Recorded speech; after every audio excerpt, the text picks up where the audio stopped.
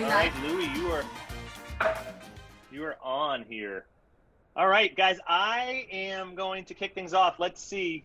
Hold on one second. I got my people's already showing me their screen at work. Nice. Amazing. All right, guys, you ready? Everyone ready? Yeah. Vámonos. All right, I'm gonna tell everyone how awesome you are. So before we go, let me start. I want to welcome everybody. Thank you so much for joining us for today for Louie Estrada's Ropa Vieja class. I'm super excited to be hosting this tonight with these awesome people, and of course, our guest of honor, Louie Estrada.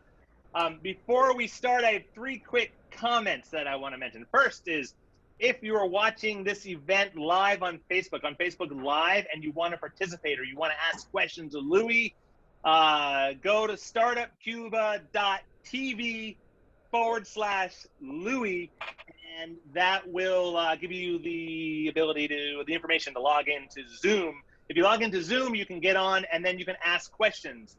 If you are using Zoom and you want to ask questions, just go ahead and you'll see a little chat window. Pop the question in there, and then we'll moderate it, and we'll send the questions along after that. The second thing is, if you want the ingredients, the list of ingredients that Louie is using tonight, same thing, startupcuba.tv/Louie, and the list of ingredients will come down there, and you can get those. So whether or not you're able to cook along tonight or not.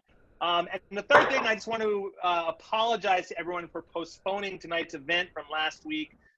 In light of last week's circumstances, we wanted to be respectful of Blackout Tuesday, and we just didn't feel that it was appropriate to host an event that night. So we moved it out a week today. Before I introduce you to Louie, I want to introduce you to my co-hosts tonight, people that I've not only had the honor of getting to know closely over the past few years through my work in the Cuba space, but also have had the pleasure of traveling with. I don't know if they would say it's a pleasure to travel with me, but it's a pleasure to travel with them. There are 2 people missing tonight, so I'm going to start with them. The first is Zuzy Martin Lynch, who recently is married, so now Zutin Martin Ali of Craving, Cuba. Zuzy stepped on a piece of glass today while moving, and she's literally in the hospital getting stitches right now, and just sent me a picture of her foot. Zuzy, thank you. And second, I want to thank Chris Vázquez, Cubano Chris. Chris is unable to join us tonight. He's tied up till like 5 o'clock or so. Maybe he'll pipe in if he can. Next, Marissa Daniela. Everyone knows her as MimaInCuba on Instagram. Marissa? Hi, guys. Thanks, everyone, for coming. Thanks, Louie, for doing this, because I kind of know how to make Ropa Vieja, but not really. So we'll see. I love it. All right. Cray Novick. Cray's a producer and a filmmaker. Not only has Cray been forced to travel with me, but also he's been my roommate. Sorry, Cray. And Cray has a series on PBS called Re-Evolution about Cuba today. Cray? Yeah, I think the roommate stuff, that's a story for another day, but Ropa Vieja, one of my favorite dishes, and I'm super pumped to learn it from Louie. Yes, sir. And finally, Karen Vierbuchen. If you've seen any of the photos that we put up on the Startup Cuba Facebook page, Instagram, whatever, the reason they're awesome is because of Karen. Thank you, Ken. I'm so excited to be here with you guys today, and thank you, Louie, for sharing your recipe with us and teaching me how to cook my first Cuban dish. Woo! All right, and then finally, and real quick, Zuzy or Chris, if they come on, we'll give you a big kiss and wave and all that stuff, so you guys get the love you deserve. And finally, on to Louie Estrada. Louie is the chef owner of My Cuban Spot in Brooklyn. Originally from Miami, he's opened up his Ventanita in Brooklyn now, and I don't know, just amazing. It's probably an understatement here. I'll give you an idea. Louie, I was on a diet and was trying to not eat meat and not eat food, and went to Louie's. I was like, okay, I'll survive. I won't eat it. And down a full pork sandwich in 20 minutes because it's so good. So Louie's food is just amazing. And not only that, I'm not the only one that says this. He's one of New York City's hottest chefs, been in the New York Times. He was a judge on Beat Bobby Flay and more that I'm probably missing. But best of all, his food is the best that I've ever had. And Louie, take it away. It's Ropa Vieja time. Oh, can I just say one thing? If you do have a question, reminder. Sorry, Louie, real quick. Reminder: if you have questions for Louie, put them into the question Q&A chat room here on Zoom, and then we'll flood them up to Louie here. So Louie, it's all yours. So hola, welcome. Listen, everything is on a whim today. I'm inviting you into my house. All these lovely humans that we're cooking with today are friends of mine. Going back to Ken's story, I was not on a diet during that time. So if you guys ever see that clip video, it was a different Louie Estrada. Louie Estrada probably ate Louie Estrada. So I wasn't on a diet, but here we are today, and we are cooking Ropa Vieja. Ken came up with this idea. I thought it was a great idea. I've been cooking at home since quarantine started. Yeah, and it's nice to kind of interact with people, especially in light of last week. You know, I'm glad that we chose to not do the event. You know, and to everybody out there in that community, I love you guys. We're standing together, and I'm glad we're here now to be able to cook this for you guys today, just to kind of lighten up the mood a little bit, all right? So yeah. Ken, do you want anything? It's all you, my friend. Start? What's that, Louie? Do you want anything from me before I start? No, it's go time. Good, all right, good to go. Guys, and by the way, the peanut gallery. If you guys have questions, go ahead and ask Louie, and then as questions come in, Louie, I'll interrupt and I'll just throw them your way. All right, cool. So, guys, Latin cooking for me, or just Cuban cooking, is very homey. And when I get in, you know, try to grab inspiration, as far as my Cuban spot and my restaurant, was legit going back to my grandparents' house. You know, I'm a kid that's born and raised in Miami. I've been in New York for 13 years now. And I thought that New York, you know, as a whole was lacking, you know, true the Cuban essence of good Cuban food. So I was dying to bring, you know, something to New York. I thought it would be a bar first, and it ended up being una ventanita. So when I think about Cuban food, I think about my grandma. I think about my father. These are huge inspirations in the cooking. My grandfather, who opened up a restaurant when he came from Cuba, called Mi Habana in Miami.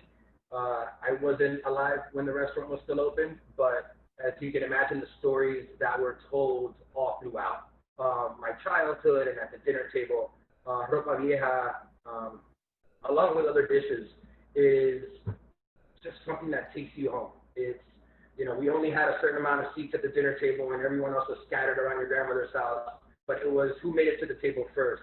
And there's a certain amount of dishes that come to mind where that was all about, Ropa Vieja being one of them. For those that are on that aren't Spanish speaking, Ropa Vieja means old clothes, okay? And it's because when you rip up the meat, that's what it looks like, a pile of just old clothes, okay? I have Marissa on here. Marissa, I followed for years now when she was in Cuba. Now she's in the States. And I was obsessed with what she was doing. So Marissa's been an inspiration for me also, whether she knew that or not, she knows it now. In many of the things and the way I walk in the past couple of years, and being very careful of, you know, my culture and the way I cook, because she was able to kind of see the Cuban and American side of things, where people are coming to you from either the Cuban or the American side. She's someone that's been able, so if you're not following her, follow her, MimaInCuba. It's very inspirational. And yeah, so. Thank you. You're welcome, So I kind of cut everything. I did a mise en place, so it's a setup for those that don't know. This is the way I cut my peppers, okay? So I cut my peppers julienne style, as you can see. The reason why we're using yellow, green, and red peppers straight up is because of color, all right? This is a very festive dish. We want a lot of color in this dish. It's why we're using pimientos. It's why we're using green, yellow, and red peppers. It's why I'm using sazon, which is the orange sazon. We have oregano, cumin, bay leaves, capers. It's a party in a pot, okay? As we know, Cuban dishes and the culture is a very low and slow culture, okay? We cook our food with a lot of love. These are meals that are made in hours. If you went to a friend's well, to your own, for all the Miami people, all the Hispanic people that are on this live. You went to your own grandmothers, but for those people that are not, if you can think about just a party every single day, that's what a Cuban or a Hispanic grandmother's kitchen looks like. And she's always in a nightgown, and she's taking over the stove for 10, 12 hours, and the moment you try to touch the food, they're like slapping your hand saying it's not ready yet. So welcome to my kitchen, and we're just gonna start off, okay? So I'm gonna move the laptop around as I go, because you're on my laptop, so you guys can get like good close-ups of what we're doing. We're gonna start with a little bit of olive oil, or whatever you have. Una abuelita is gonna say canola, but I'm using olive oil, okay? So we're gonna put some olive oil, a couple tablespoons of olive oil to the pot. We're gonna turn that pot into high right now. And the reason why we want it on high, and we're gonna let that kind of boil up for like a couple minutes. And the reason why we're doing that is because we want a good sear on the steak, okay? So it's where you get a lot of the flavors from. It's where you're gonna get that nice little crust that people love, and that I adore. So I need to get that crust on that steak, and in order to do that, the heat has to be up there, okay? Your steak should already be seasoned. If it's not, season it now, okay? I'm gonna give that a couple minutes to heat up so you have time to season your steak. As my lips get dry and I get some wine. Guys, I hope you're drinking, because I am. And I'm a tequila shot down, so I'm feeling nice. So let that season. This is my flank steak. I season both sides with adobo. This is really choice, right? Okay, so for those that have Googled recipes, you'll see recipes and you'll see slight differences in all these recipes, okay? Whether it was salt, pepper, tomato paste, no tomato paste. Personally, I love a thicker broth, okay? So I love the taste of beef. That's why I'm using a beef stock. You'll see a lot of people, in order to blanch their meat, they cook it up in a pot first in water, and that's how they make their beef broth. And they'll do that for an hour and a half while they do the sauce on the side, add the rib steak later. It's a lot of work. So we're kind of trying to condense everything, and this is not just for today. This is just the way I like to cook. I like for my meat to cook in the broth or the sauce that I'm making.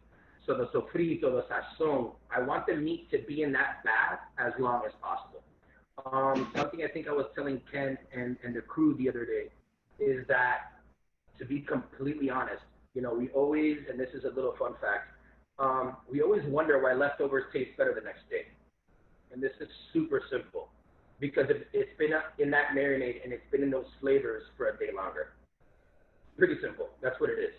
So my picadillo at the shop and a lot of the things that I cook are pre-cooked and served the next day, like my beans. It's just one of those things that I like for it to sit in that sauce and then, you know, serve it up the next day. We're not doing that today, but that's just a little fun fact for you guys, so you guys can mess with it at home and then be like, yeah, Louie was right. Okay. So. Hey, Louie, I got a couple questions. Yeah. Can I throw them your way? Talk to me. I'm ready. All right. Oh, someone's drinking a mojito. That's good. Woo! All right. First one is, what's the best seasoning for the steak? And the second from Ken, another Ken. Yes. Talk to me. Not this Ken, but another Ken. Is flank steak the best to use? So what is the best seasoning for the steak, and is flank steak the best to use? Okay. Flank steak is the best to use. I feel like it rips off the best. Actually, Karen asked me this the other day because she was dying to use skirt steak. For anyone that knows me, knows how much I love me some good skirt steak. But I was trying to keep it as traditional as possible. I told her that skirt steak does work, truck roast work, any meat that can cook up and kind of get ripped apart. These are all meats that can do that. Almost any meat really does that. But flank steak is the way to go. When we're talking about cost efficiency, especially through these times, flank steak's your best bet, okay? So it would be that or chuck. The way I'm seasoning it today, I think it can go easily with salt and pepper. I'm doing adobo, which is just a sazon. It's a mix, okay? So you have garlic, salt, pepper, yada, yada, yada. All right, so it's just a pre-mix already. So you can then again, it's not gonna ruin the recipe Yes, guys, exactly. So this is, where did I get my adobo? I'm using Goya adobo. Sometimes I use light when I'm washing, the stomach. So I went all out today. So that's what it's seasoned. I think that oil is ready. We're going to start to sear. So I'm going to bring you guys over.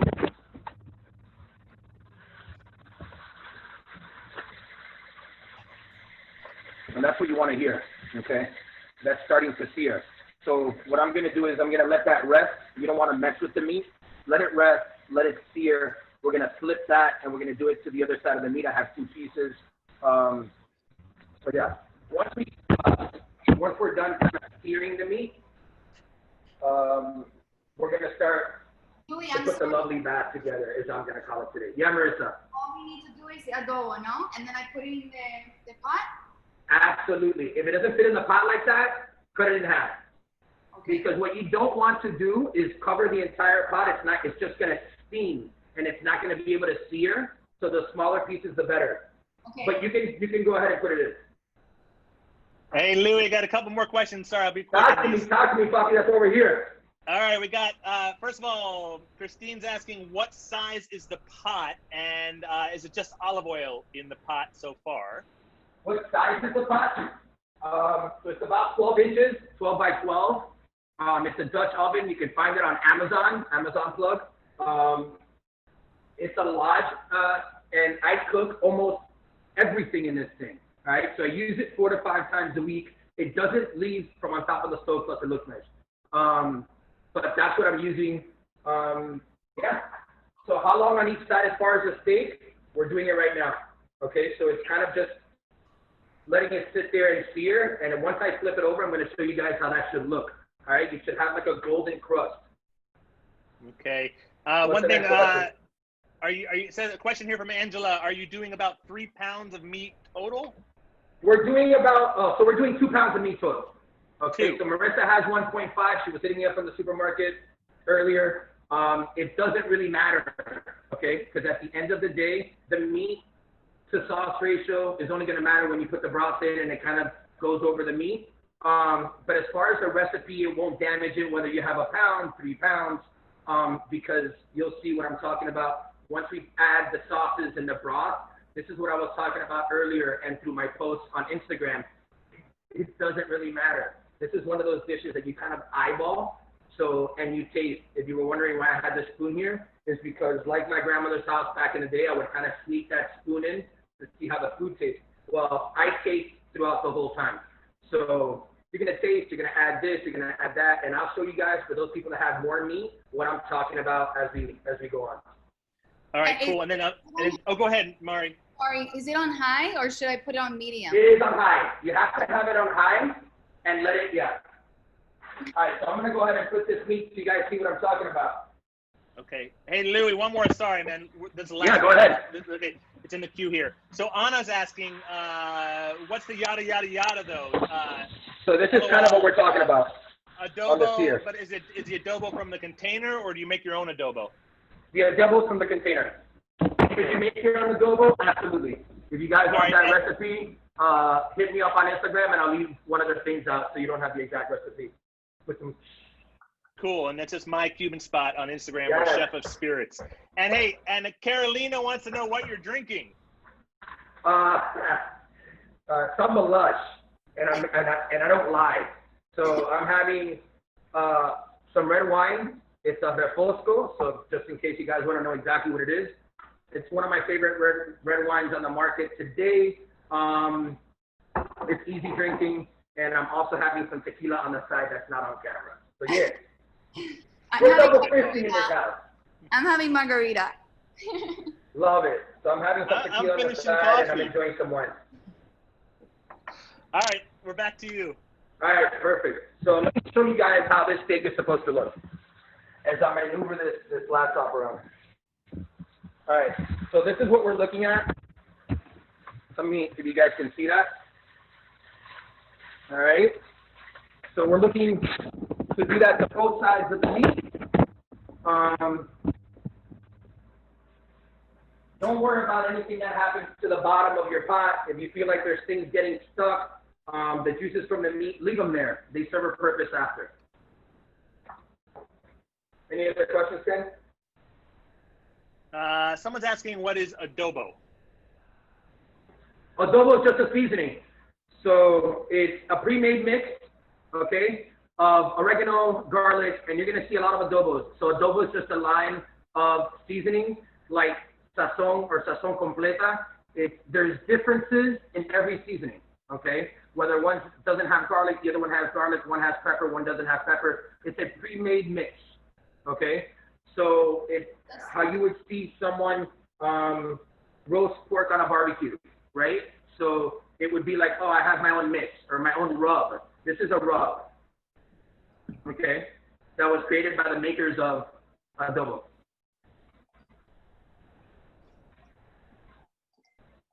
It's just one of those things that's a staple in every Cuban family's home. And do I make my own? Yes. It's pretty easy to make. It's really on your palate. But for me, I'm trying to stick to like a Cuban household. And anything you can find at the store.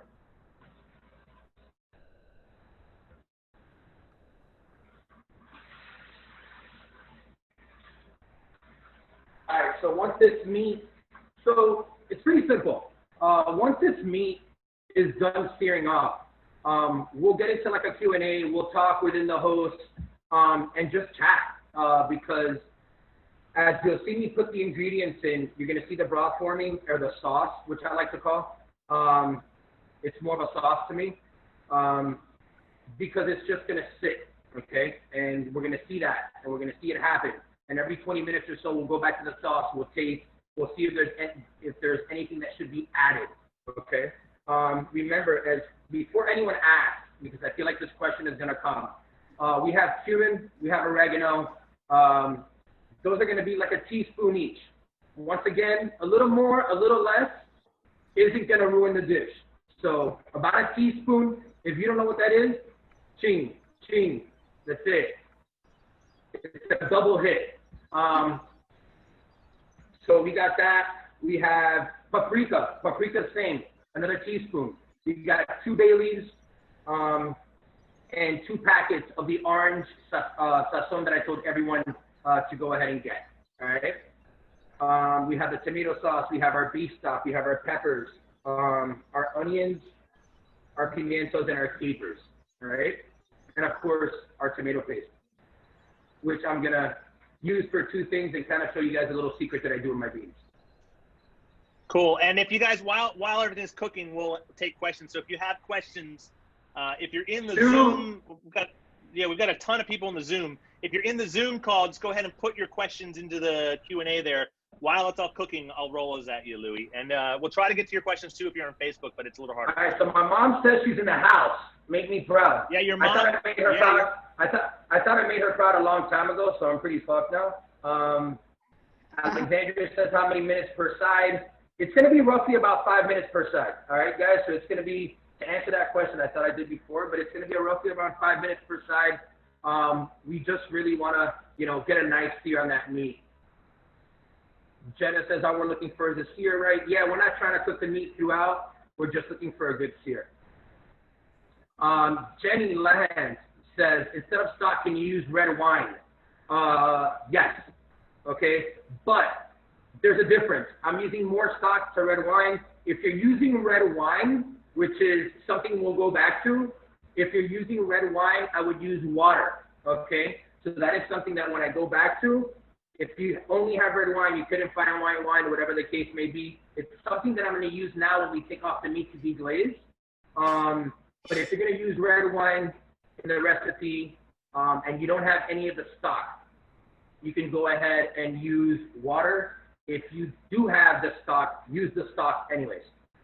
But yes, I have also made this dish with red wine.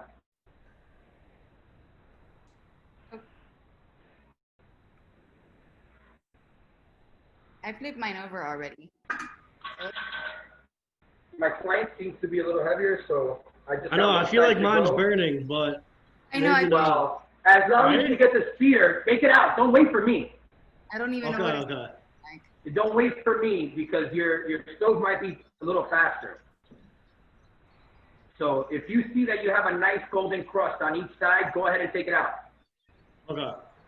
Now we All take. right, leave that on a cutting board, leave it on a plate. We're gonna get right back to that. Hey, Louie, Mrs. Hernandez says she loves seeing you. Oh man, so Mrs. Hernandez, so man, I love it. So Miss Hernandez was hitting me up all week. I went to a school in Miami called Conchita Espinosa. It's a little magnet school or non-magnet, but it was where I went from kindergarten to 8th grade, okay? And Miss Hernandez was one of the advisors there. She worked. I would always go into the office and see her. One of her sons, Javier, is one of my really, really good friends my entire life growing up. So we went to school together, and I just absolutely love that family. So hi, Miss Hernandez. Well, she says hi. She's also wondering if you've ever used brisket for Ropa Vieja. You could use brisket, absolutely. So remember, any meat, you can really use any meat. When Marissa called me, for example, and she said, look, the place that I'm at now doesn't have flank. What else can I use?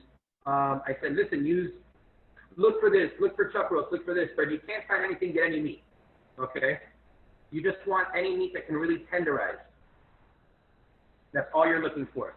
But brisket, absolutely. And this dish is phenomenal with brisket. It's just kind of a different dish. To me, it's not, I would call it a brisket ropa vieja as opposed to a traditional Cuban ropa vieja, but it is absolutely delicious. And it's because, I mean, if you know brisket and you love brisket, you know why, but absolutely. And you must. Jenna's got to follow. Oh, go ahead, Cray. I was just gonna say, like, especially, you know, with the different like things you can easily get at grocery stores here, like this dish might also look different in Cuba with like if you don't have specifically like these capers or something like in the moment, you know, like that's gonna happen all the time. Yes. Listen, let Marissa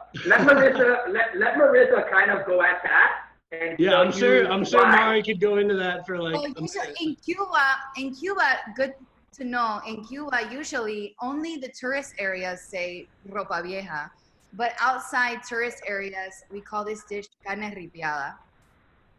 So ropa vieja is like if you ask a Guajiro in like remote place, what is ropa vieja? They will tell you old clothes. Like they don't know it by the name ropa vieja. Yeah. So same. It was carne ripiada in my grandmother's house as well. Yeah. So but because we're going by the traditional name, I figured that's how everybody knows it. But non-traditionally, it was carne ripiada. Yeah. Which is just ripped up steak. Yeah. In Cuba today, it's usually with pork, not with meat, because of the situation. Well, pork is more accessible. You can tell them. What? Tell them why. Because pork is more accessible. Because beef is illegal to kill in Cuba, and there's not that much beef in Cuba, and so pork is king. So usually people make carne ripiada with pork, not meat. Now. Is this something that people eat on a special occasion? I think it's in America. It's just so common ropa vieja that I don't think it's special occasion anymore. What do you think, Louie? Same. It is definitely not a special occasion type food. But I'm not going to speak for Q. I'm going to speak for, the way I grew up. I was blessed to have a Cuban grandmother and someone like my dad, and I keep on bringing him up because my dad was the cook, and my mom could cook, but my dad was the cook. He was just a badass. And when I went to my grandmother's, to me, I'm not eating ropa vieja for like the holidays. You know what I mean? So it's not like if we did a party, you might get ropa vieja, but it's not one of those dishes that's like, oh my God, it's a party, we're doing carne ripiada ropa vieja. So no, but it is one of those dishes, like I said earlier, that when abuelita's doing, you kind of run to that house. And I'll name off a few so people can be like, ooh, like sopa de chicharo, picadillo for me. And it's why my restaurant revolves a lot around the picadillo dish, which I've shown a lot of people. Because for me, when I was creating a menu, it was, how do you put things on a menu for the American public to understand, right? You go to Miami, you know what you're doing because you're in Miami. So you're pretty much like, oh yeah, whatever the waiter says. In New York, it's just different. It's the culture is different. It's more of an American public. So how do you teach people what picadillo is? You can put ground beef on a menu, but you have to explain, the process of what picadillo truly is. And it's ground beef that's just stewed in this amazing broth, like a carne ripia, that kind of just creates this amazing flavor. Beef empanadas, for a lot of people that don't know, are made from the picadillo that is just usually used in a rice and picadillo dish, which is just rice and picadillo. At the store, we do it with beans. Once again, it was just one of those bowl options that's there. But I give people the chance to order with or without. I have my picadillo without beans. So I just want to taste the rice and the picadillo.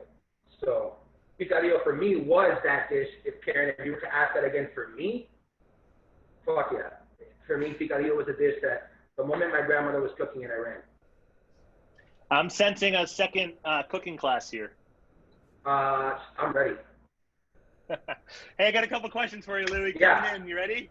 Yeah. All right, a couple from All right, Facebook. so really quick, Ken, really quick. Yes, sir. So yes. now we got it. Now that your steak is out, all right, I'm gonna lift it with my hands just because that's what we do. This is the sear you're looking for. But let me see. And then I'm gonna lick my fingers. What? Yeah, let me see. Can we see again? So this is the sear you're looking for, okay? It's this nice golden crust. It's just, Okay. it looks like the meat is cooked, but it really Oh. isn't. So we take it out? We take it out? Take it out. Yes, perfect. Okay. Now we're gonna deglaze the pot just a little bit. What we're gonna do now is add the onions and the peppers. All right. So you guys can add the onions and the peppers right now. Hey, Louie, I'm going to bang out a couple questions for you while you're doing Talk that. to me. All right, Christine on Facebook, she's asking sauce in a different pot? You cooking the sauce in a different pot? No. Like I said before, we're cooking everything together. We're gonna marry everything right now together. So right now you're putting in your onions and you're putting in your peppers. Okay. You can add a little extra, what? No, go for it. Keep going. We can add a little bit of olive oil if you like, but add your peppers, add your onions, what it's gonna look like. I'll keep giving you guys like little snapshots of what it should look like. So this is what we're adding. Now you want to keep it. So you want to turn your heat from high to medium high. Yvette's asking, what did the chef just put in the pot before the onions and the peppers? So what I put in the pot before the onions and peppers, I said was just a tiny bit of the white wine that I asked you guys for. And that's gonna deglaze the meat that you just seared. And when I say just a tiny bit, you're gonna add a little more later. It's just like, 2 capfuls. Yeah, Right super quick, and that's just gonna deglaze the bottom of the pot. Right now? Yeah, How does red wine work? fine, same. Throw it in there. If you had a beer, I would sell you a beer too. Cool.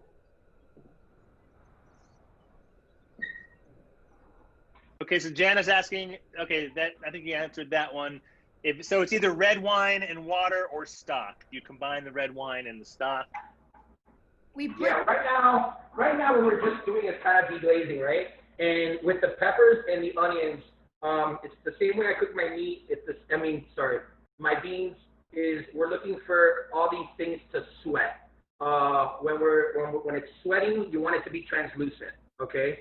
Where the peppers kind of start to wilt and the onions start to just become translucent. Okay, so I'm a little confused. So all we have in the pot right now is the onions, the peppers, and a little bit of Onions, wine? peppers, and a dash of white wine, yeah. Okay. Okay? Now, when the peppers start to form, so I'm going to let you guys know what's coming next, we're going to take our tomato paste. Doesn't matter what kind you have. We're going to take our tomato paste, okay? Because we need to cook up the paste, okay? So we're going to take our tomato paste, and we're going to use half of the can. It's usually a 6-ounce can, just in case I get this question next. How big is your can? Mine's a 6-ounce can. Okay. Okay, so I'm going to use half to a little more, which is 4, about 3 to 4 ounces, okay, is what you're using. And you're going to mix that in with the peppers. You're not going to do that now. Give the peppers a couple minutes. Okay. Wait, Louie, was that tomato paste or tomato sauce? This is tomato paste. Okay. Okay. Hey, I'm going to interrupt everyone. Hey, guys, if you're watching this on Facebook, wait. If you're watching this on Facebook and you want to ask questions, you can do it. But I can't get this. What did I do here? If you want to ask questions, hook into the Zoom because then they come in really easy and we don't miss the questions. But let me see if I can fix this. There we go.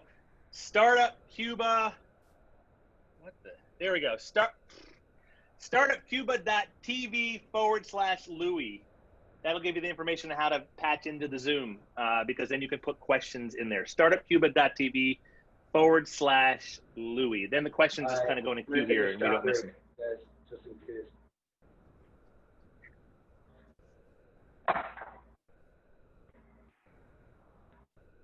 All right.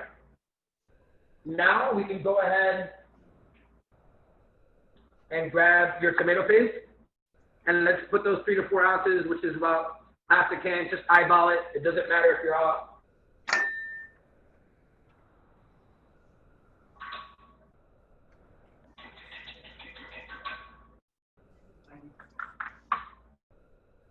And mix that all together. It's already starting to smell so good. Oh shit, you don't even know what's coming.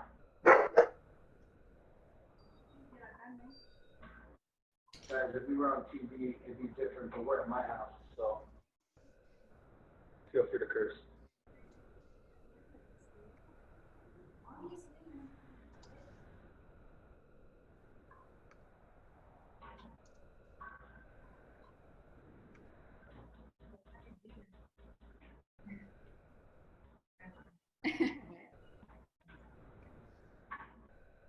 All right.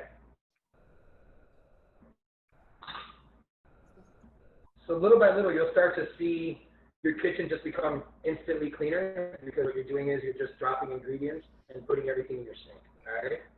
So next we're gonna put the tomato sauce. All right. Not yet. Give it about a minute or two, and we're gonna go ahead and put the tomato sauce. Tomato sauce. Okay. Okay. And this is what we're doing. Essentially, we're just adding things and we're letting them cook up. Okay. After the tomato sauce, we're going to put in the seasonings. So all the seasonings that I asked you guys for, the cumin, the oregano, bay leaves, et cetera, are all going to go out to the tomato sauce. So we're going to throw in the tomato sauce next. Give it about a minute.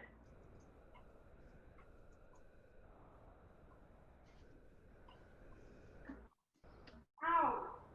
Oh, no. What happened, Mari? Burned myself.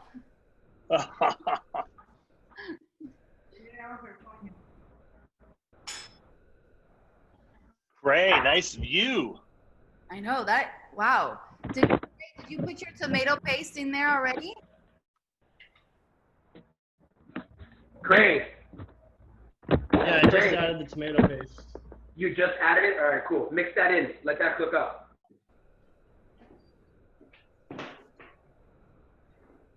You'll see some people that use tomato paste, some people don't. Once again, like I said before, there's nothing like a rich, heavier sauce for me.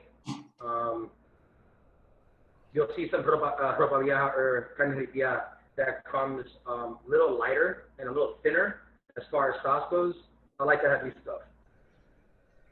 So I do the same thing with my beans. It's the same way, you know, the same technique that I use for a lot of my food and the picadillo as well, is more of a richer, heavier, thicker broth, sauce, etc. How much tomato sauce? All right, so a can is about 8 ounces. You can use 8 ounces, or you can use a little more. Okay, I'm gonna put 8 ounces in the pot first, see how it goes. But anywhere between 8 to 14, don't be shy. 8 to 14. Okay. Hang on, Louie. I don't know. Is this enough? I love you. 100 ounces. All right, so if you're just gonna eyeball that, because I have one of those too, legit, just pretend like you're filling up a cup. A cup is like your coffee cup. All right, I'll go coffee cup. Or a normal coffee cup, yeah. With this. Absolutely, that's it. This is the Cuban way. This is what we got in the kitchen. It's what we're using. So when you say tomato sauce, it really could be any like diced tomatoes Yeah, or it could anything be like diced that. tomatoes. It could be crushed tomatoes. It could be pureed tomatoes. It could be tomato sauce. Okay. Yeah, doesn't really matter. I personally, this is my personal preference, is I already like tomatoes that have been cut, crushed, or blended. Okay. For this recipe, okay? I don't want the chunky parts of the tomato. I want my stuff to be pureed. Once again, I go back to the fact that when I'm cooking up this broth and this sauce, I want it to be heavier, all right? So now it goes in the tomato sauce. Okay. Sounds like a plan. And add a little bit, I would say about a quarter cup of that white wine. Of what? White wine? White wine, yeah. Okay. Red wine, beer, whatever you have. White wine. Okay. Hey, Louie, Daniel's got a question. He's saying, I know it doesn't follow tradition, but we love adding spice to our meats. Yeah. If we were to add a dried or fresh pepper to bring up the heat, what would you recommend? Nothing. A dry or red pepper? Listen, I love this question, all right, because there's no right or wrong answer, okay?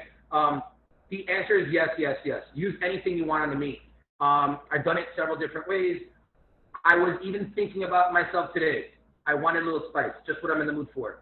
Crushed red pepper, cayenne, anything that you want to add to it, go ahead and add. It's your choice on how that's going to taste. The recipe is going to sit as is, okay? So are you following my recipe? No, but can you? Absolutely. Okay. I'm gonna put it on medium high. No burn. Does this look good? Absolutely, yes. Great. So now, what it should look really is like a tomato soup with peppers in it, okay? Yeah. This is where we're going to add all of our spices, okay? So we're taking all of our spices that I kind of put into one little cup, and we're going to add all our spices to this. Okay. Now we're starting to season everything together, okay? The stuff you kind of had before sat on its own, but this is kind of, now you're really starting to season the dish. So put all your seasonings inside. I would add a pinch of salt, and the same with pepper. Okay, Louie, can you explain what the spices are, cumin? So the spices are cumin, oregano, paprika, and the 2 little packets of the orange sazon. Okay. Okay? Wait, and is it And bay leaves. So you got cumin, teaspoon, oregano, teaspoon. You have the 2 packets of sazon. You have 2 bay leaves. Okay? Okay. And the paprika, teaspoon. You're putting that all into the pot right now. Hey, Louie, we got a question here from Shani. She's asking how much of each of the spices? What's in what? How much of each of the spices? I said it. I hope everyone can hear me. All right, so check me out. We're going teaspoon. And it's kind of easy because we're going kind of teaspoon across the board. So we're going teaspoon cumin. We're going teaspoon paprika. We're going teaspoon oregano. The only thing that's different is the orange packets of sazon. We're going to go 2 of those because I love that sazon, and then I'm extra. I will deal with that. And then we're going 2 bay leaves. Okay. Cool. Got it. And Jenna's asking, after the tomato sauce, do we add the white wine, or did I make that up? LOL. Yes, white wine and tomato sauce. About a quarter cup of the white wine, and just get funky with the tomato sauce. Oh my God, this paprika. See, Christine, you're wondering that too. Cool.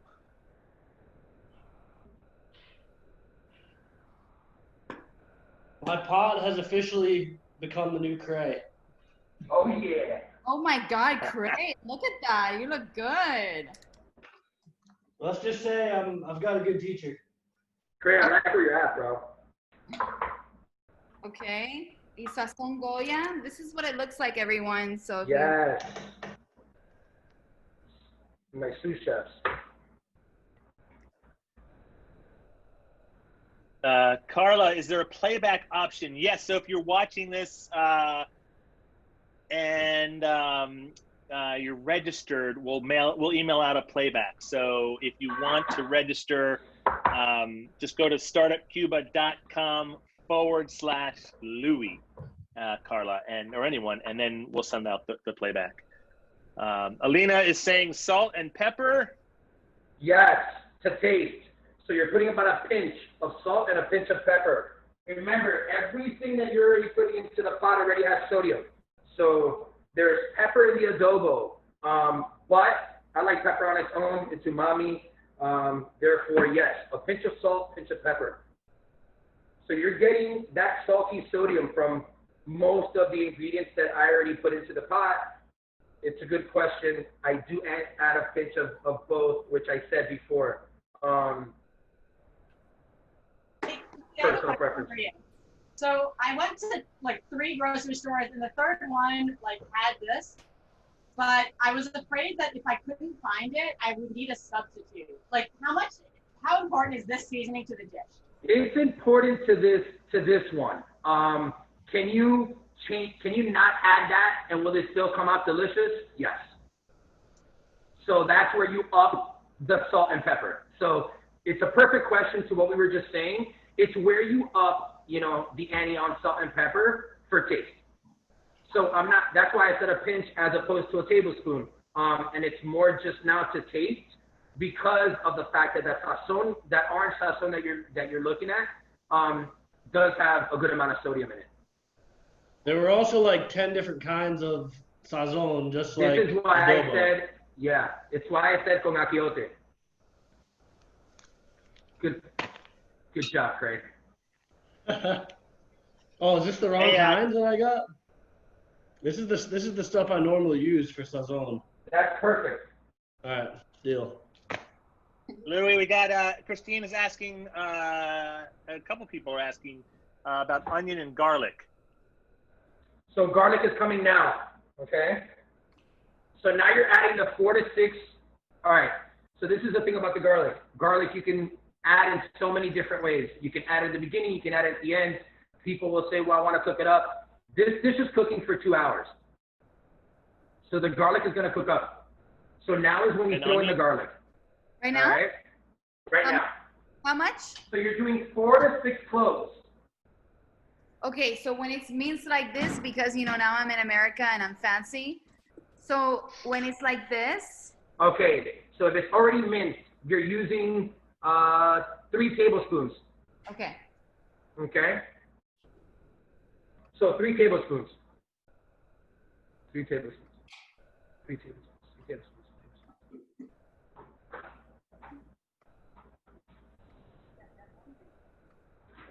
And what about garlic, Louie?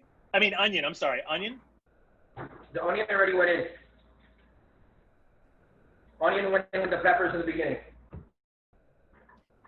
There you go, Christine. How many cloves of garlic? Christine's asking. 4 to 6. I think we might be on a delay. 4 to 6.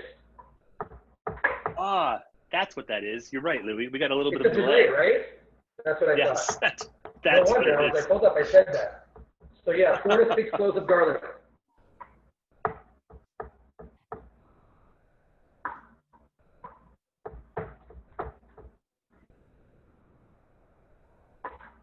I get happy with the garlic too.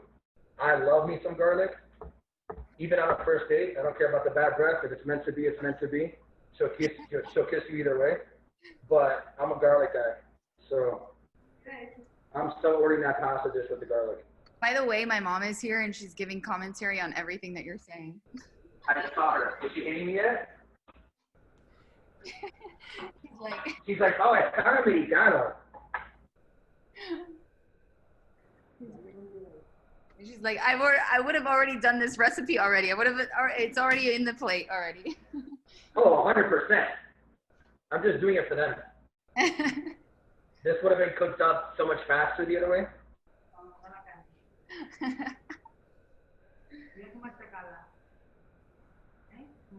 All right, guys. Now it's pretty quick, all right? And this is what I was talking about. And it's because we had time to waste, right? So now it's going to be your meat goes in, okay? So your steak's going to go in. Right on top, like right on top. It's like sits on a bed. You're going to mix everything up after. So this is how everything's going to start to look. And I'm going to add things so you guys can see. All right, let me see if I can. If my wrist is strong enough right now. All right, bada boom. There we go. So we'll put the steak in. You don't need to mix it yet. That's kind of how it looks and how it sits. All right. I'm going to add the olives.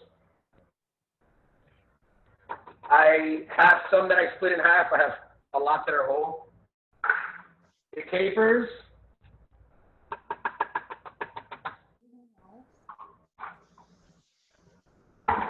And right now that's all. Okay, so that's how it looks. And is the Shawnee's got a question? Is this the fire still medium? The fire is going to stay on medium now. What's the deal with olive juice? You care about? We want to strain them? The what? Olive juice.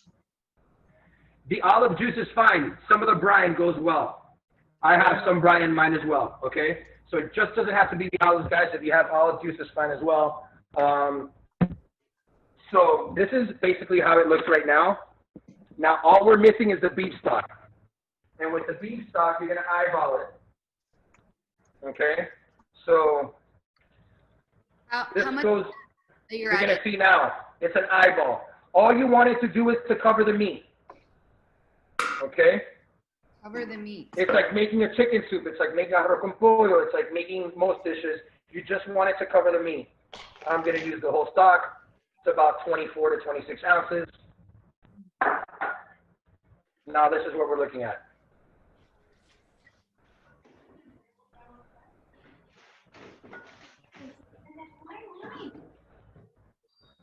Pimientos, Louie? All right. Now, that was a good question before because I liked everybody. Pimientos don't go in yet, okay? Pimientos are already cooked up. So pimientos is going to be like a pretty finish for the dish. That's why I wanted people to get them. It's, the peppers are going to be cooked up, so they kind of lose some of their color. Pimientos is going to go after at the end of the dish like you would an arroz con pollo because it's going to like hit it with this beautiful red color, okay? So pimientos are on the side to the end, okay? You added the beef stock. By the way, I don't like olives or capers. Okay, if you don't like olives or capers, keep them out of the dish. Sí, pero en Cuba no hay aceituna. Now, very important. You're gonna bring it up to actually a boil. You're gonna cover this and bring it up to a boil.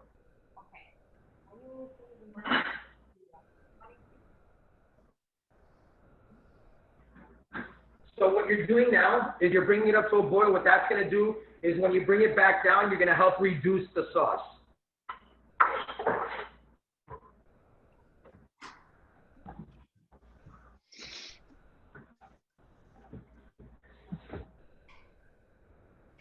Shawnee's asking you about cilantro. Cilantro, again, it's like the pimientos. They're going to go in at the end. Okay. So all you should have left, as far as your ingredients, should be pimientos and cilantro. Okay. And that's going to go at the end of the dish.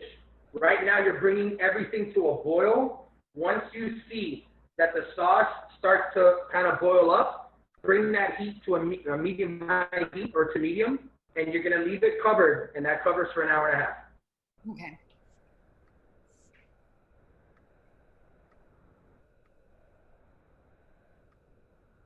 This is going to be like perfect dinner time for some people.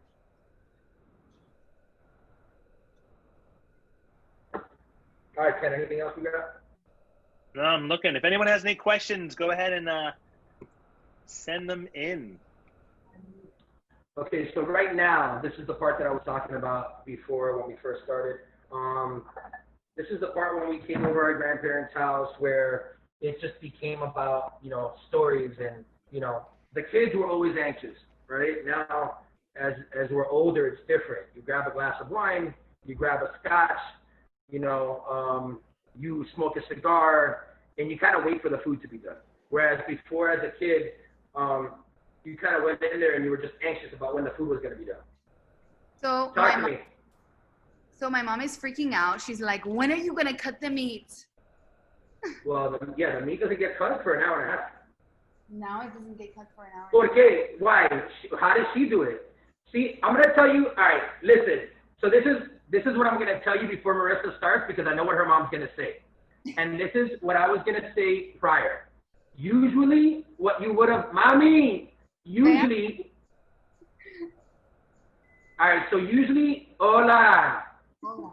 So mira, look, usually for all the people that don't speak Spanish out there, usually what a Cuban mom would have done is she would have already made her meat in a beef stock. So she would have already had it ready para limpiarla. The reason why we're not doing that now is because I wanted to show you guys how I make it, which is all together. A Cuban mom or grandmother, for the most part, would have already made it in a beef stock, ripped it, and then added it to the sauce now. So the way we added the meat to the sauce, it would have already been ready. So yeah, hers would have been ready already. The difference is, and this is where, mommy, no me odio, okay? This is where I'm going to say that I think now, I can't say this. I think there's more flavor in food that stays longer. I said it. So, Snap! So because of that, the fact that the sauce, listen to me, the fact that you're cooking the meat in the sauce for hours and hours now, it's already mixing in that sauce. But she's right. Ropa Vieja is something that you would have already stripped the steak, you would have had it on the side in un platito, you would have put it into the sauce now, that would have sat for like 15, 20 minutes, and it would have been ready to go. ¿Sí o no? And she's like, you have to put out the fat. The fat. La gordura, sí, claro. All right, so what her mom is saying is that you have to pull out the fat. The good thing about most of the flank steak that we got now is that there's not a lot of fat to it. Mine was trimmed, but she's right. You'll see what happens is now with the steak is what her mom is saying also, is that we're going to pull out the meat in about an hour to an hour and a half, and I'm going to test it, and then it should just rip up super easily, like with a fork, okay? So even with your hands, you can do it two ways. You can take it out and just kind of rip it up with your hands, or you can use two forks and kind of just rip it up, and it's super simple. Once that happens, and because we probably will or won't be on the live, you can put it right back into the sauce, mix it up, and it's ready to serve. That's when you add your pimientos, okay? And that's when you're adding that cilantro, and that's it. I put my cilantro at the end just for coloring, but I'm going to go against every Cuban mom out there and say that the reason why listen, I'm going to say this. I'm going to say my grandmother said, and this is mi abuelita, that said that the student has finally passed the mentor. And I cooked this for my grandparents for Christmas. And I did picadillo when I got home because it was a lot of us. And I said, well, let's just do a big batch of picadillo. And my grandmother said, my student has finally passed its mentor. And I truly believe it's because even though it's slow in time, I think it's the marriage. It's like I look at drinks, right? Drinks are better now than they were before. Why? It's just science. It's scientific. You're still using the same ingredients, but it's how you cook them up. They knew one way. They knew the way by, we were able, because of technology, listen, I believe in science. Pero, I have to say it with a smile because I want to hug and kiss her. Te quiero dar un beso. What happened? What'd you say? Instapot. Oh, Instapot. También. Oye, all right, so what she's saying is that it was usually made in una olla de presión. So the meat was cooked first in una olla de presión, y la olla de presión it cooked it super, super quick. So you're talking about 15 to 30 minutes depending on the pressure cooker that you had. And it was super quick. I wasn't going to make everyone go out there and get a pressure cooker. So this is just, you're doing it the way we did it OG. Bueno, gracias. Hey, Louie, I got a couple questions for you. Talk to me. I'm sweating like a. So Jenny is asking. Sorry, Jenny. I know I didn't get to you before. Jenny's asking, what are your top 3 Cuban dishes? Kind of went over some of those. All right. So we'll do that first. Hold up. Really quick before we answer her. Your pot should already be at a boil. Lower it to medium. Keep it covered and let it go. Okay. All right. So actually, Jenny. Jenny, let me get right back. Wait, let's get right back to Jenny's question because there's some questions about the recipe. So Christine is saying, Louie, Italians don't know how to cure this meat. Help. So, Christine, well, that's a laugh of love, Christine. I'm not sure if that's a question, but it's. I'm not sure if that's a question or just a statement. And Janelle, yes, Janelle is asking how much cilantro.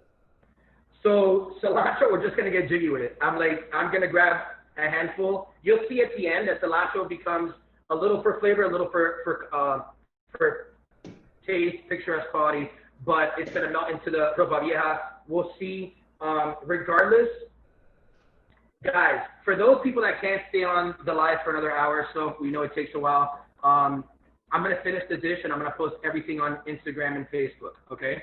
So I will post the final, pimiento and cilantro additions and the mix, and you're going to see that. So you're not going to miss out on anything. We're going to keep going here with our host. We're going to continue. We're just going to chat now and talk about Cuba and miscellaneous stuff. You guys can either join us, keep drinking, tell us what music you're listening to. Ask questions not only to me, ask Marissa anything, Cuba related. It's what, people like her are here for. Karen spent time, taking amazing pictures in Cuba. She's a phenomenal photographer. So ask her what her IG is. Follow her. I post her pictures all the time. So for those that don't hit the link and follow her, go ahead and follow her. These people, Cray, same thing. These are people that are very, very talented in what they do. Follow them. If you don't, educate yourself because you're sitting amongst a group of very talented artists right now. So go ahead, follow these people. This is just not a Q&A for me. This is a Q&A for the whole squad, including the bald guy with the Besos t-shirt, okay? Cubano, Chris, Zuzy, ask them any questions. They'll answer you back later for those that are not here. Zuzy said she's going to try to come on. She's getting her foot stitched up at the hospital. When she's out of the hospital, she's going to try to come on. Well, there you go. Ahead. For those, there you go. So for those people that want to ask Karen or Marissa or Cray any questions, go right ahead. Wait, you're on mute. Wait, who? Mara, you're on mute. Mara, you're on mute. There's Yoel. Yo. Yeah. Dile hi. Okay. So for those who don't know, Yoel's in Cuba. He's in Cuba. Estamos haciendo un receta de ropa vieja. Oh, yay! I'll put myself on mute. All right, speaking of artistry, you should have seen this maneuver I just did because this top, it looked like it was going to fit. Oh! It didn't. So I literally just dumped my entire pot into another pot. Love you, bro. So now I'll show the people what's going on right now. So this is how it's looking. All right, that's put into low now, so that'll go into a simmer, and that's gonna thicken up. So it's almost like a witch's stew right now is what it should look like. That'll lower the heat now. The sauce will thicken up. And that's where, this is where Marissa's mom and I kind of differentiate on our opinions, is that all the flavor that you're getting is coming from the bath it's taking. It's like taking a quick, 2-minute shower or sitting in a bath with oils and and soak, for an hour. I think you're gonna be cleaner after an hour than to 5 minutes, quick little bath. So it's the same thing, same concept. We're just cooking in this beautiful sauce. Louie, I'm gonna throw some questions. Yeah. I'm gonna throw some questions to you. All right. So Jenny's question is about your top 3 Cuban dishes. Oh shit. You're putting me in the spot because I don't even know if my grandmother's on the live right now. I know my mom is. But I kind of said this earlier. All right. Picadillo. I'm going to say, oh, this is so hard. I'm going to give you 5, Jenny. Okay? Picadillo only because when it's done right, the flavors are intense. Okay? I'm going to say puré de chicharrón, which is like a sweet pea soup meets puree. So it's a little thicker. It's almost like you would do a cauliflower puree now. You're doing it with sweet peas. So puré de chicharrón, when my grandmother would make it, she'd throw a couple cubes of ham at the very end. And when I tell you, it's the one dish when you think of like the movie Ratatouille, and he gets like that certain burst of like his eyes open, and it took him right back to his kitchen, in the homeland where his mom was cooking. Chicharro does that to me. So instantaneously, it's that dish. So that's 2. I'm going to say arroz con pollo a la chorrera. So if you've had arroz con pollo right, and if you've done it correctly, a la chorrera, and you add a couple beers at the end, this dish, and I'm only going to say this because one of my favorite things to cook is a risotto. I think I have a banging risotto, and I don't think a lot of people can match my risotto. But I just love fucking risotto, and I've been cooking it for fucking 25 years. That being said, arroz con pollo a la chorrera is phenomenal. Sorry for my old teachers that are like, yo, he's saying all these bad words.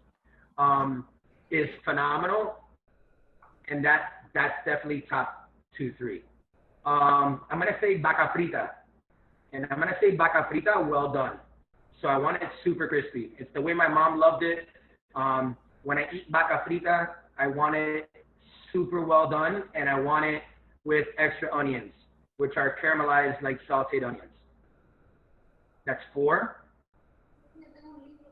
Is that 4? Yeah, one more. Oof. I'm gonna do a combo because I gotta do a quick plug. My pan con bife or Cuban sandwich from My Cuban Spot. Drop mic. Hands down, a great Cuban sandwich or a pan con bife. And I had to add that just because we grew up on that stuff. There's nothing like it. There just isn't, and it's why I build my business around it. Other than that, there's little things that remind me of back home, like pasta guayao with cream cheese on a Cuban cracker, timba. You know what I'm saying? Like, these are delicacies I grew up on, but as far as dishes, I think those would be top 4 or 5.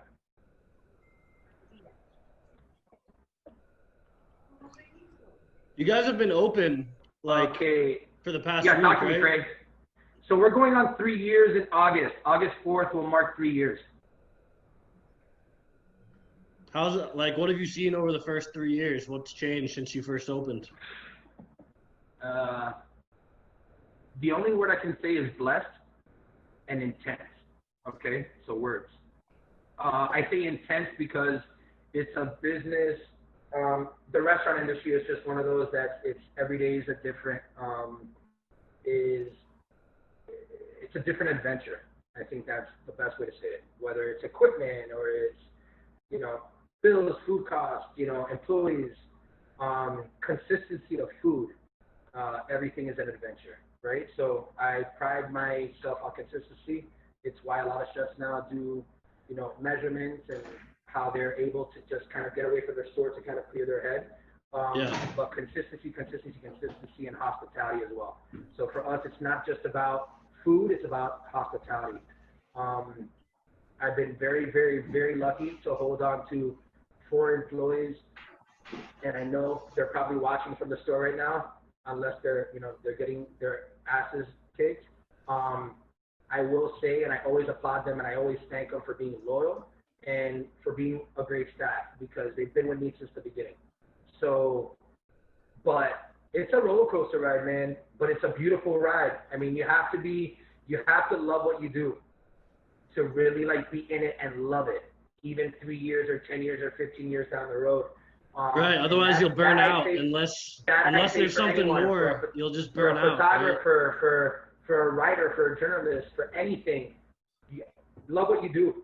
A dancer, love what you do, because man, it can be gone tomorrow. But if you keep it's out there. You can make money doing anything that you love, especially in these times, right? So we're not talking about quarantine, but we're talking about this day and age. Anything you love to do, you can make money off. Hey, Louie. Yeah.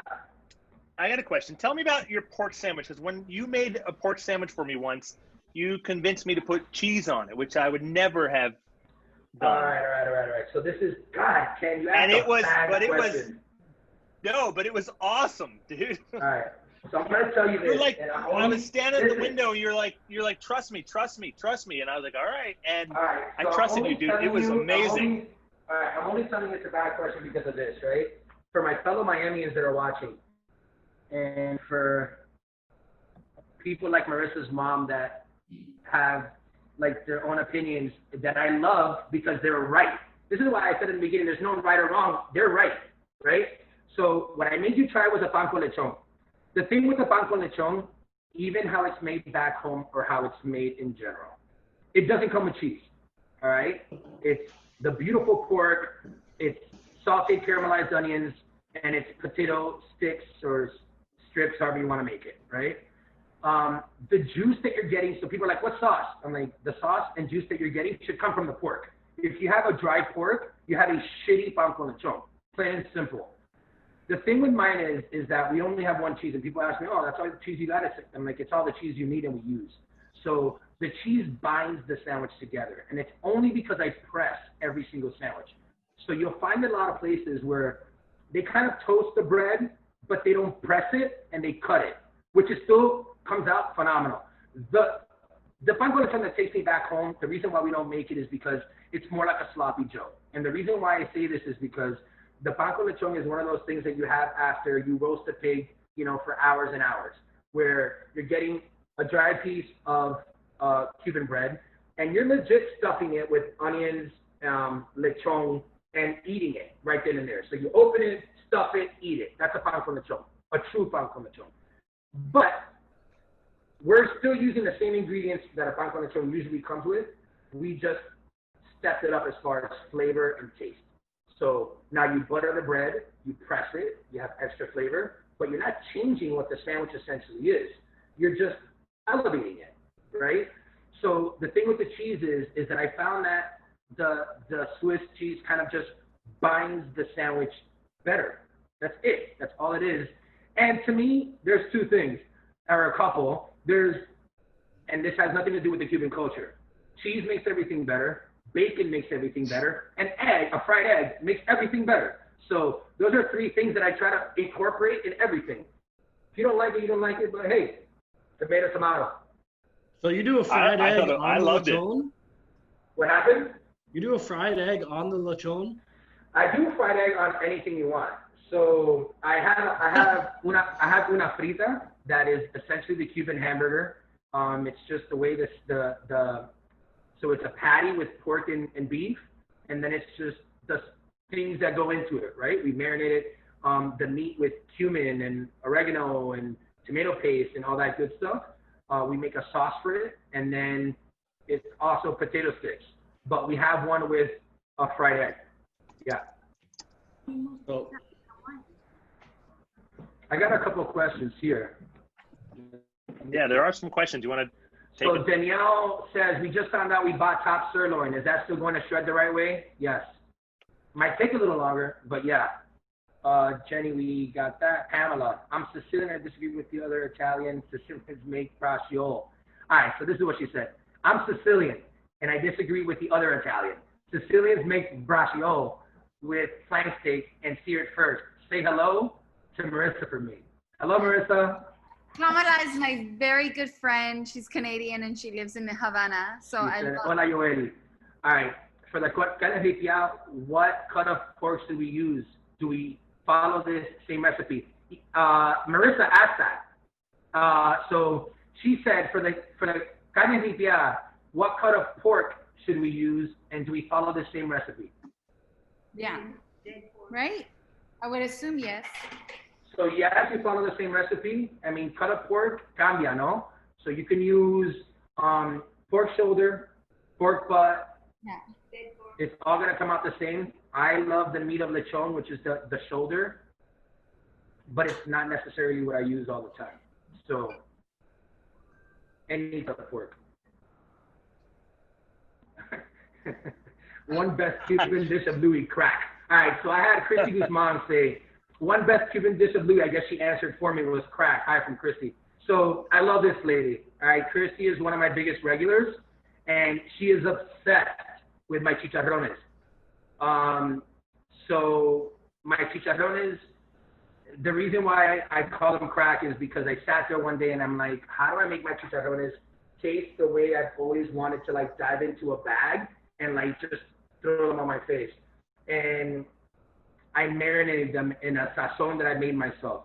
So people were asking me about the adobo before. I've actually created a sazon that I created on my own that I marinate the chicharrones with, and I marinate the chicharron for 24 hours before I grill and serve. Oops, next question.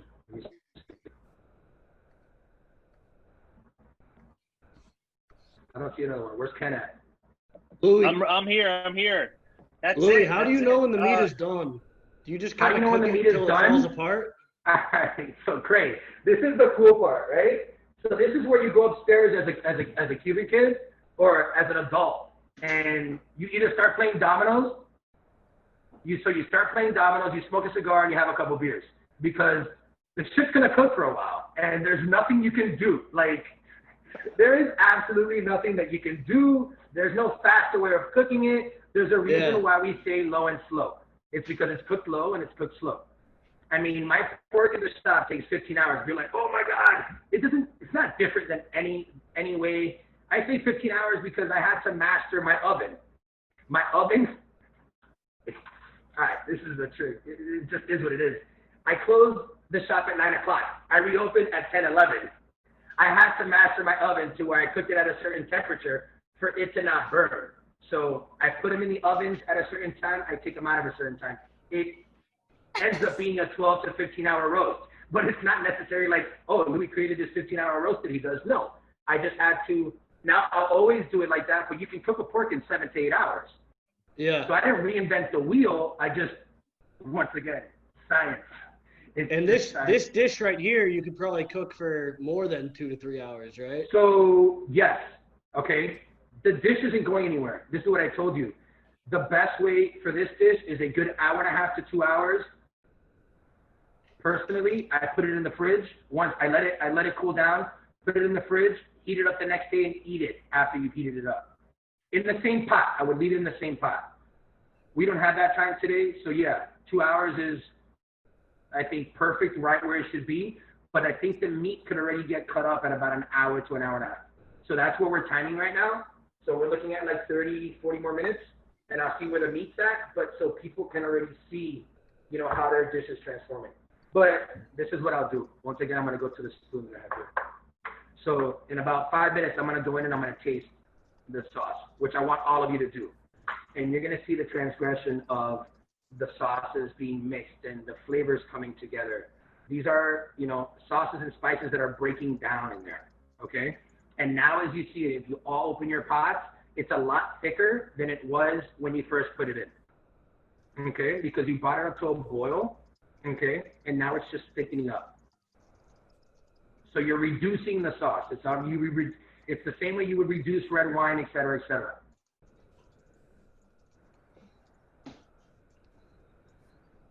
Talk to me, Craving. Other questions? I have some questions. Talk to me. Let's talk flan. Oh Lord. Because if you didn't get me with your if you didn't get me with your pan, your lechon, your flan was like, you know, I almost kissed you, Louie. And it takes a lot for me to kiss a chef. Like, I really have to be It actually moved doesn't to take a lot for you to kiss anybody. No, it doesn't Because take a lot. no, I mean, he's wearing a shirt that says Besos. I know. Right? Just look at his shirt. Come on. Yeah, so. All right, you're right. You're right. I'll kiss anybody, but I love your flan, Louie. Thank you. So I went back to old school flan. I was just talking about this the other day with a couple chefs. I love the fact that you can taste vanilla, okay? If I were to make my flan, if it wasn't so expensive, if I was going to cook a flan, and this is what we were talking about the other day, because I had people asking me, is there any way you can make it, you know, with a, you know, milk alternative, you know, a dairy alternative? And yes, there's ways. You can use coconut, right? But there's ways that things rise, you know, so you got to use eggs, because without eggs, it won't rise. We were talking about a coconut flan, which is predominantly more of a Brazilian technique. So in Brazil, they do more of like a coconut flan, and that's really popular over there. Ours is made with vanilla extract.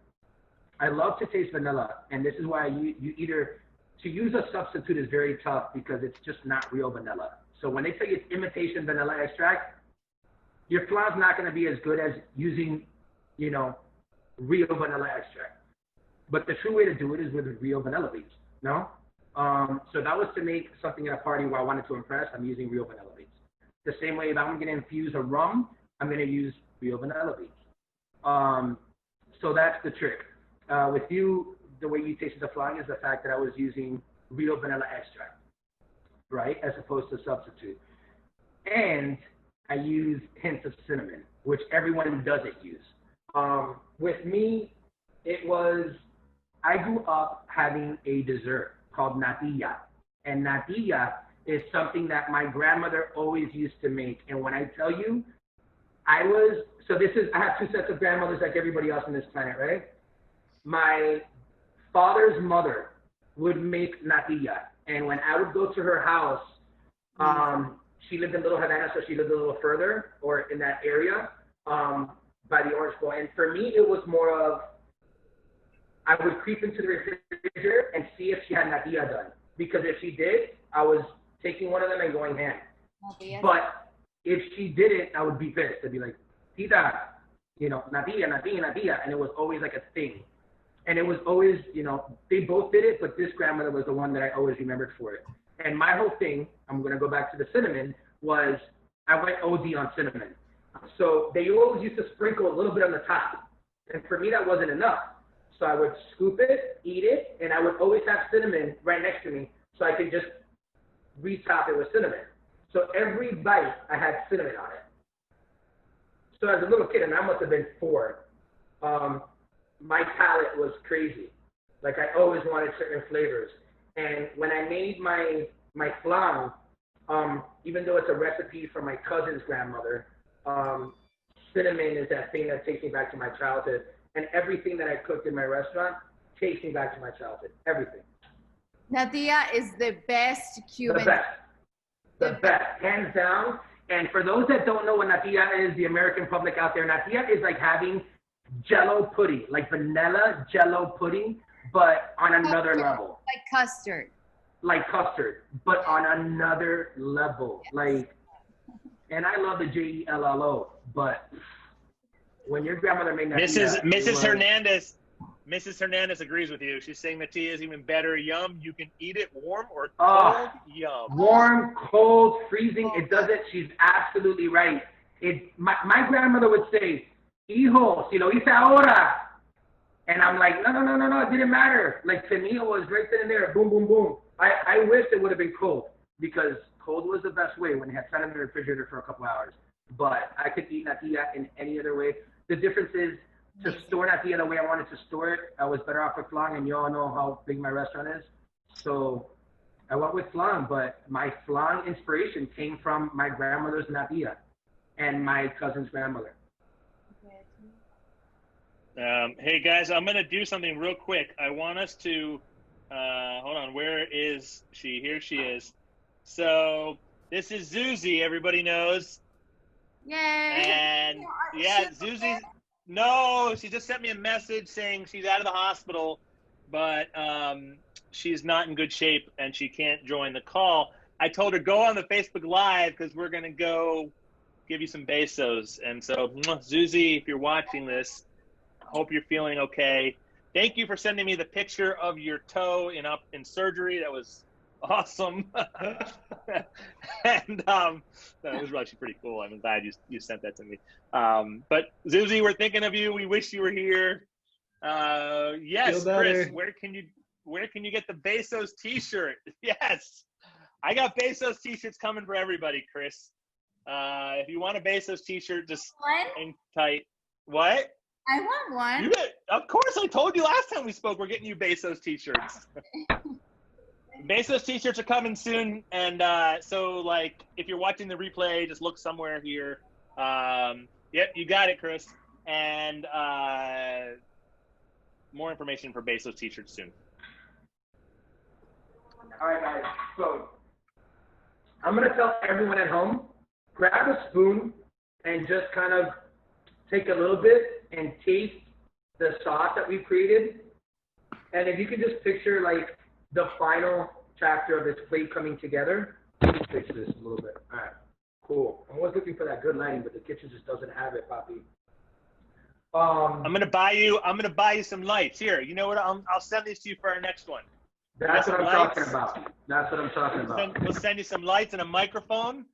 You're gonna look and sound beautiful. I'll get look people and sound more beautiful. See, the lighting is better right here. Yeah. So I should just hold this the rest of the time right here? All right, cool. Yep. Lighting, well, you can do whatever you want. Lighting's everything. Lighting and audio. God. All right, so this is what we're looking at. Guys, nothing crazy. You're just, everything's getting marinated inside. If your house doesn't smell like straight crack right now, and crack is anything you want it to be, you just did it wrong. Louie, what's the deal with like a slow cooker? Because I've done this like Ropa Vieja on a slow cooker before. That actually worked out well. It does work out well. Listen, there's nothing against slow cookers, man. For the people that just listen, it's very simple. I love cooking. I love cooking. I love to smell my apartment. You know, funny story. There's a Dominican lady so I live in a building in New York City, and there's a Dominican lady right in my floor that is right off the elevator, and I always know when she's cooking and almost what she's cooking just by the smell of the food. And every time like I take a whiff of it as I'm walking to my apartment, it takes me somewhere. So this is the difference. A slow cooker is gonna make everything smell good, but it's quick, right? It's like you can cook everything in 30 minutes, depending on the slow cooker. So it's boom, boom. If you have a family, shit, buy one right now. Go on Amazon, buy a slow cooker, because una olla a presión is the way to go. But if you have time, like me, where I start, I don't have time, I work a lot, but like I'm just saying in general, I cook so much that I know, you know, I have everything kind of timed out. If I have a day where I can use 4, 5, 6 hours and I'm gonna cook something like this, I want my apartment to smell that way. I want to drink wine while I'm doing it. I want to enjoy it. But it's very therapeutic for me. So cooking is very therapeutic. Whereas for some people, they do it because they want to eat, and they want to eat now. So is it going to be different? No, I mean, there's a reason why it comes out so quick in a pressure cooker. Unlike everything else, it's pressurized, right? So it's like cooking in a sous vide, all right? So everything's vacuum packed when you're cooking in a sous vide, whether it's meat, it's already been marinated. A pressure cooker, it's everything marinated, but it's compact, like you think of something that's been vacuum packed, right? And it's cooking on a steam timer. So it's all it is. It's faster, but absolutely, it's delicious. My whole thing is. But not a pressure cooker. I mean, like a crock pot. You know, where you let it cook overnight. It's all the same thing, though. But a pressure cooker is the same thing. Yeah. I mean, I grew up with my grandmother with a pressure cooker. The difference between a pressure cooker is that the crock pot's gonna go ding. It's gonna tell you your food is ready. Yo, this is technology. A pressure cooker, this is the noise you were looking for. And you're like, oh shit, it's ready. And every time you didn't know it, that the top was gonna blow off of the lid. You're like, oh, it's ready, because you heard the steam, and it's a little top that just goes the whole time until it's ready, and then it lets out a whistle. Okay, and that's the pressure. But a crock pot or I mean, it's all the same. Cool. How are we doing over there? Louie, I wish I can't smell anything. I'm not cooking. So were you guys able to taste the broth? It's so good. Nice. Yeah, it thickened up, but like the part that I can't see coming is when it actually gets that like Ropa Vieja texture and falls apart. But you're saying like we're eventually in like half an hour or so we're gonna cut it, and then from there it's just gonna continue to fall apart more and more. No, so watch. For the viewing public also. So we're gonna take it out, and you're gonna strip it. Once you strip that meat, you're just gonna put it back into the sauce, mix it, and it's ready. Okay, got you. Okay, so this is what I was talking to Marissa about before when her mom came on. And she said, oh, mine would have been done already. Yeah, because they would have already softened the meat up in a pressure cooker, in a crock pot, in whatever it was, and then they would have put it together. So yeah, it would have been done super quick if I would have said it that way. But I had to think about the whole viewing public. If they don't have a pressure cooker at home, how are they going to cook this? So there's only one way, and it's to cook it and let time just go by. So, and I said, there's another way. You can already have done the meat yesterday, all right? I didn't want to do that because this is the way that I think the recipe comes out the best. But you could have done it to where you pre-cook the meat in a broth, okay, and garlic. So you're basically doing water, garlic, and your spiced meat. You're putting in the water and you're letting it, boil and then bring it down for about an hour and a half, right? Now your meat's ready. So you're saving the broth that you cooked it in. You're already stripping the meat.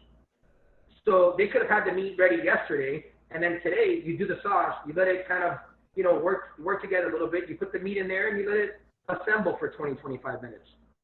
So yeah, there's different ways and angles of doing it. I wanted everyone to see kind of the levels and phases of what it is, step for step, and not like, hey, I want everyone, all the 600 or whatever people to cook your meat yesterday, because I would have had 600 messages of like, how do I do this?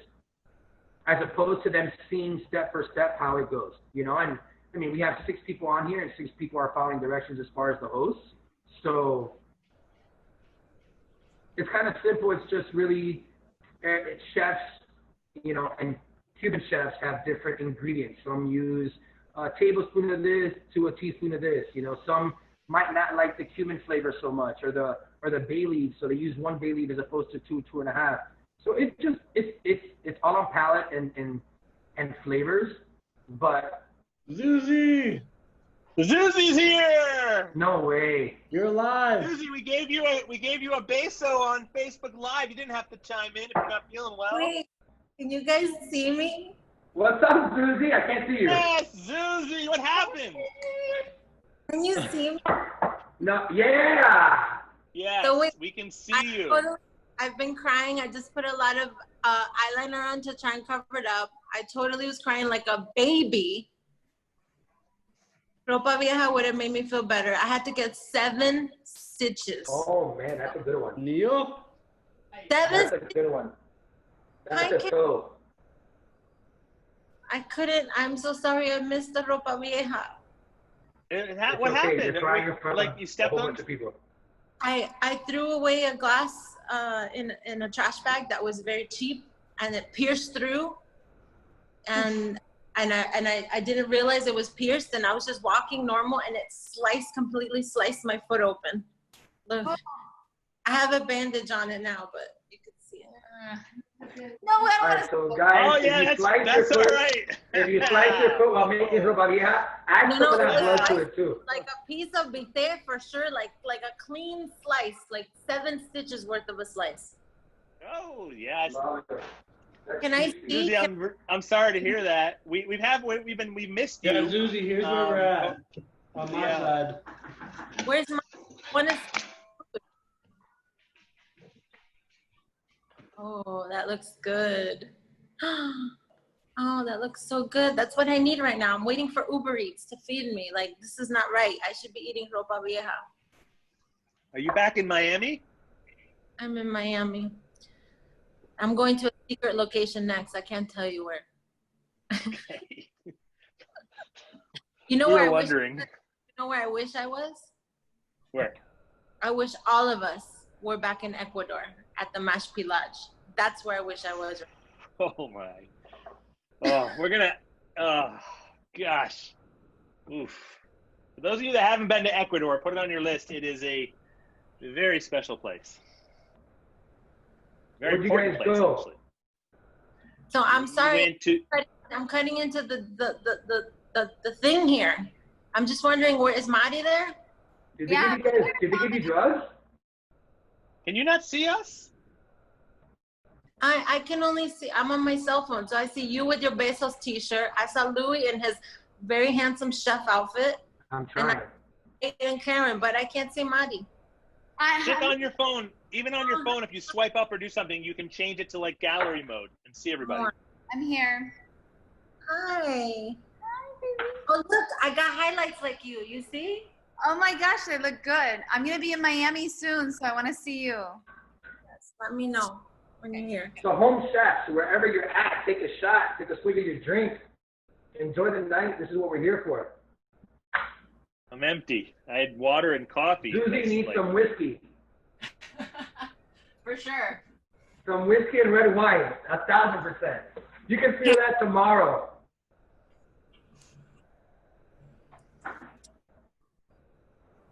So what's going on, guys? Mrs. Hernandez is telling us that we are a fun group. We're making her crack up. I love her. I love her. By the way, Louie, you have a secret admirer from one of my followers. Thinks you're What? very. You what? You have a secret admirer from one of my followers. Thinks you're very cute. Tell them whenever they're in town, they got food on me. Louie, the lighting could be better. You could look cuter if you had the right lighting on. I mean, we already. Wait. There it is. Look at that. Wait, Louie. All it takes for free food is to tell you you look cute? No. Listen. Louie, you're adorable, man. I'm coming by tomorrow. Man, you always got free food. I don't want free food. I want you're an entrepreneur, man. We got to support entrepreneurs. I'll just cook for you. How about that? I just cook for you at home. Perfect. So now I guess everyone's seeing the rest of my apartment. Looking good. But this is where the magic happens, right? But I guess the lighting is right here. I mean, shit, I've been doing this all wrong this whole time. It should have been on the other side. Yeah, I should have come. Can I tell? Oh, go ahead. Hey, I want to tell a story. So I was in Brooklyn, like right around the corner from you on 3rd Street. My brother-in-law lives there. I think I told you this, right? And it was like a few days after Christmas or something, and you guys were closed. And I had my daughter. You told me this. Yeah, you told me. Yeah. And I'm like, we're walking over to Louie's and getting food, and we got there, and hey, we lost Zuzy. And you were closed, and my daughter was like, Daddy. And I was like, trust me, sweetie, if he was here, it would have been worth it. Yeah. Next time. Yeah, next time. When are we going to New York, Ken? When are we going to New York?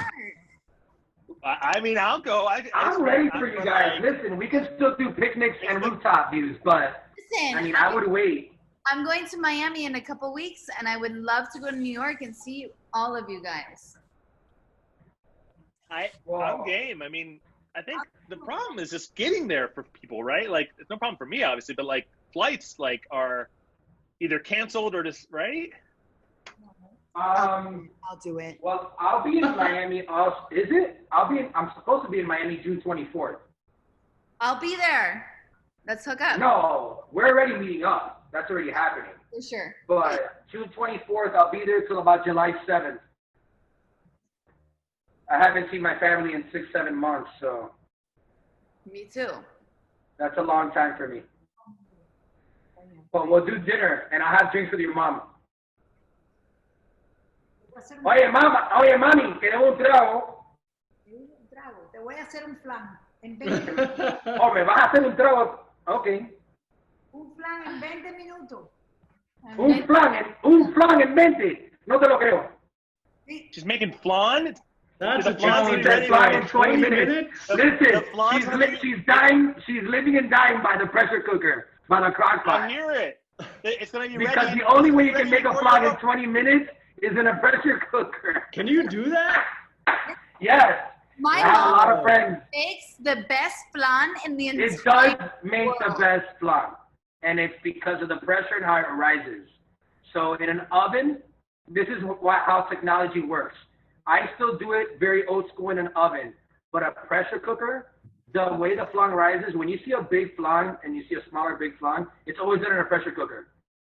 They'd be Yes. lying to you if they said they did it in the oven. True, it's true. It's just the texture behind it and how it comes out is always in a pressure cooker. Wow. Mami, yo te lo hago Flan's- también. Yeah. Mine doesn't rise, and it comes out perfect. It has to rise, amor. But I know it's, boy, you have good English too. ¿Ah? Que tienen- Nada. Pero mira, ella tiene la mejor flan de todo el mundo. I believe it.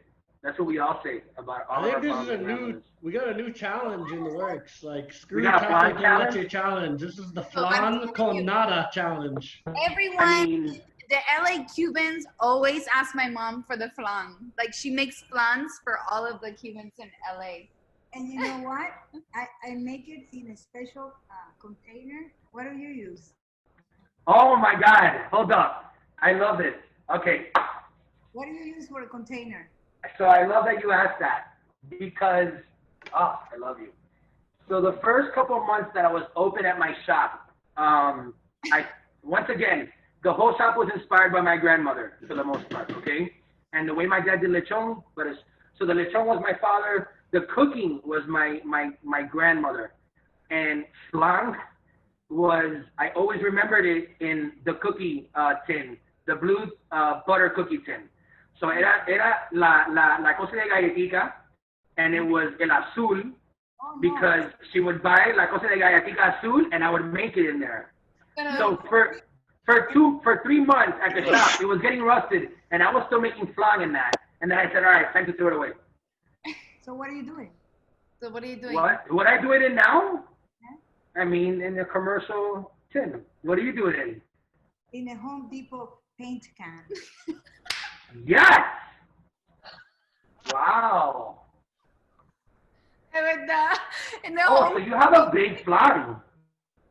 Your flan is like this. Yeah.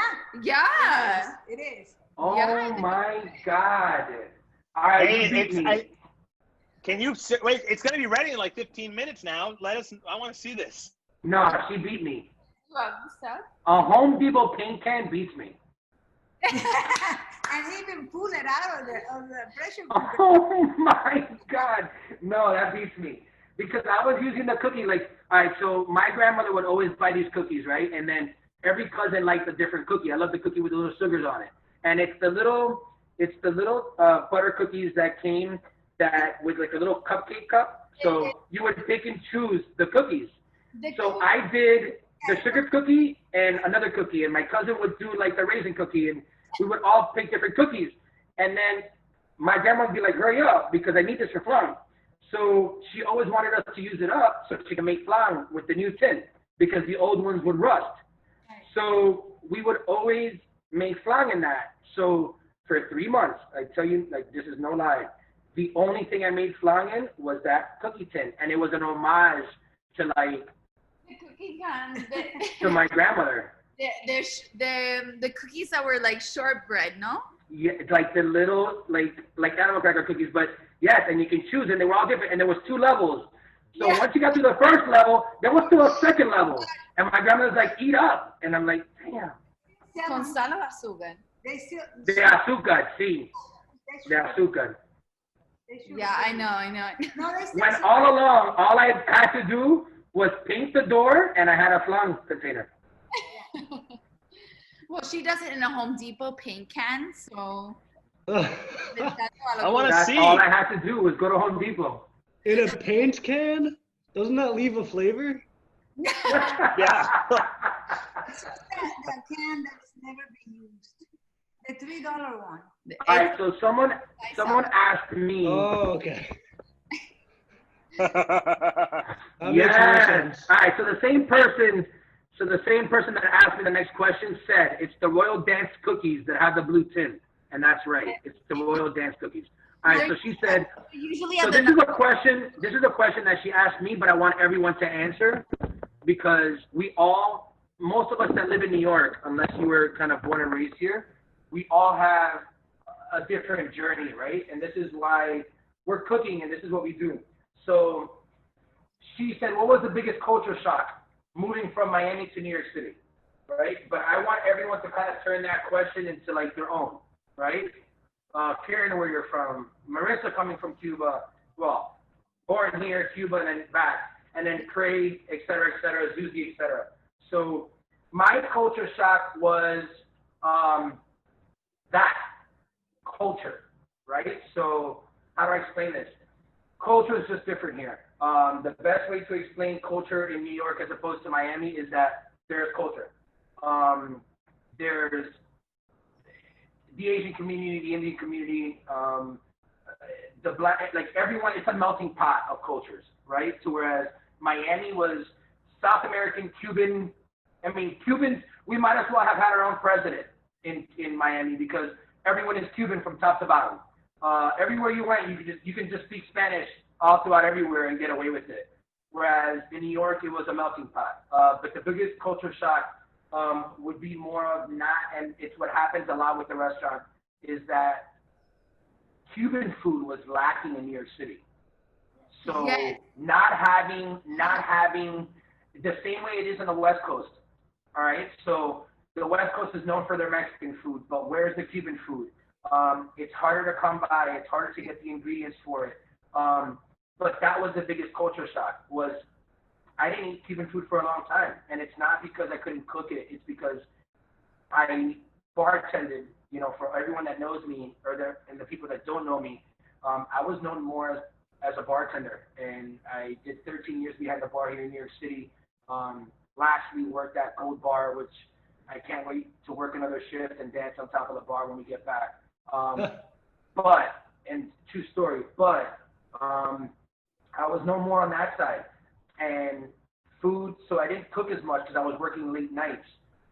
So because I didn't cook it, it was not the food that I could order on Seamless or on Grubhub or Uber Eats, you know? It's just lack. And when I had Cuban food, it wasn't Cuban food.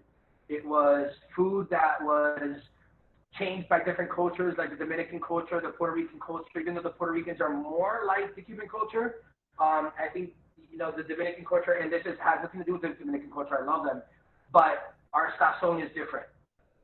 Plain and simple. The way a Cuban cooks as opposed to a Dominican or this, as far as sazon and flavor, it's just different. So it has nothing to do with the technique. It has everything to do with sazon. And that was the biggest culture shock, was just not having a bakery or a ventanita, croqueta, Perito! or even croquetas in the corner. Like we didn't have that. I couldn't, for people to, you can't get a Cuban cafecito here anywhere. And it's kind of someone who's foreign to Cuban food. How would you describe Cuban food? epic. And boring. Boring.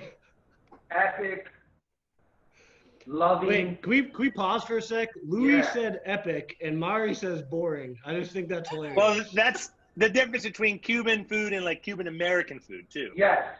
So the way, it was different for me growing up, and I'm going to tell you why I say epic, right? And I'm going to sit on my trash can to do this. So epic for me because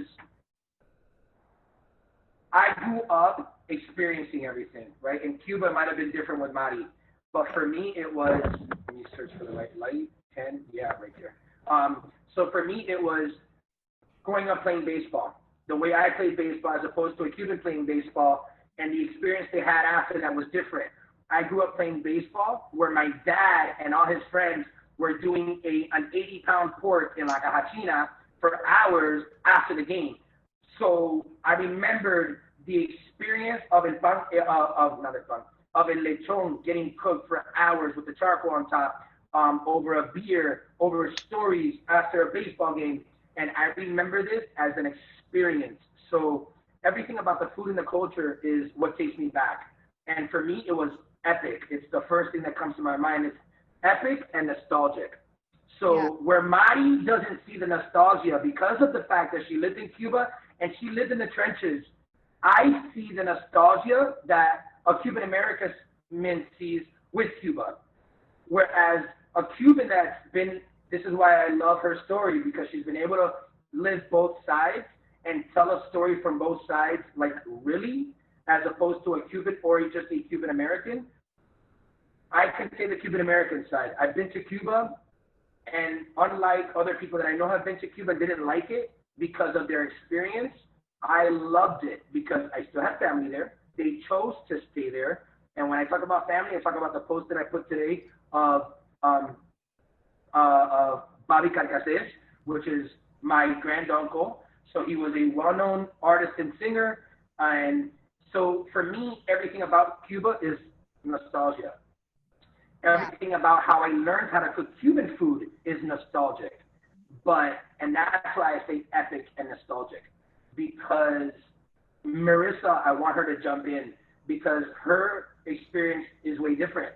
When you go to the grocery store, and this is something that I can really share with her, I went there for a week, and there was days that I'm like, you almost forget, right? And I'm like, oh, I'll go to the corner and I'll get this, and that, and I'll cook breakfast tomorrow. And when I was gone from 8 o'clock in the morning to 1 o'clock in the afternoon, and I came back with 4 eggs, maybe a piece of ham, 1 piece, not a pound, not a quarter pound, a piece. You had to barter to see what you could get. And I show up to the place at 1 o'clock, and my boys look at me like, is that it? And I'm like, this is the essence of what, like, I learned a lot today. And I knew it was bad, but you don't know how bad it is. No. So I think, I love that. That's a great question because what the food does to me may not do to Marissa, and I love that because for me it's different, and it's why I cook it the way I cook it. And I think about my dad at the baseball park. I think about my grandmother. I think about my grandfather opening up the restaurant, even though I was never able to go there. I think of all these levels of our ancestry that kind of just take me back, and I connect with that. So for me, food is my connection to my past. To whereas a lot of people, it might not be their connection or it might be a bad connection. Like I think I can really kind of, sway it and differentiate it like more like an Italian. Like Italians like go back to like the sauce and the gravy on Sundays and getting all together as a family on Sundays for Sunday dinner. That was their culture, and it's meatballs and gravy and and this and that, and my grandmother does the best this, but every grandmother does the best this. The way Italians look at their culture of eating like Spaniards is the way I look at it. So that's what takes me there. But I was blessed, and this is why I will say, I was blessed to grow up in a Cuban American culture where my parents broke bread for me. Like I was able to indulge in these things. Whereas the Cuban people come now, and it's a different Cuban that would have been from 25 years ago. And I think this is a special part of what Marissa does because she introduces the old Cubans. And it's not what the new Cubans are all about, and it's not what the new culture is all about. It's what we were 25, 30 years ago. Yes. So Marissa, go explain why the food isn't so epic for you. For me, it's living in Cuba as an adult has been very challenging. Because you see the differences between Cuban American culture and Cuban culture. The diaspora is so different, right? So you have like, for example, Ropa Vieja. Like I said before, earlier in the presentation, nobody knows what Ropa Vieja is. So Ropa Vieja is carne salteada. Same thing with the Cuban sandwich. The Cuban sandwich doesn't exist in Cuba. Okay, no. So it doesn't exist in Cuba. The Cuban sandwich in Cuba is like jamón con pan. Yeah. So it's different, and it's been like the Cuban American experience has been so different than what actually happens in Cuba for you know, the political reasons, the everything that's happened, you know, with the last 50 years. So there's a huge difference between like the Cuban American culture and the Cuban culture. There's like it's kind of like this saying like there's two different cultures. Yes. Really, it Yes. is. And Agreed. so, you know, Cuban food has adapted because of, you know, what is in the market right now. So a lot of things that were once Cuban, that was beef, like Ropa Vieja, are now not beef, they're pork. Stuff like that. Yeah. So it's been really, how do I explain it? I mean I could write a like dissertation on this, but I know you could. You should. You could. That'd be You epic. could. yeah, Because it's every time she tries to write a dissertation, she gets annihilated somehow or some way. Yeah. true.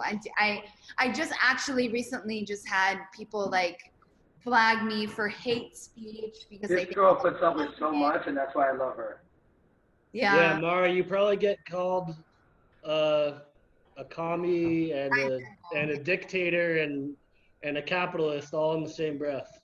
It's crazy because like the Cubans in Cuba think that I'm a gusana, and then the Cubans in Miami think that I'm a communist. So it's like I can't win anyway.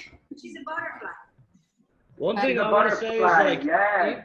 even if the ingredients are different, there's still something like Louie, your restaurant, it's still a ventanita.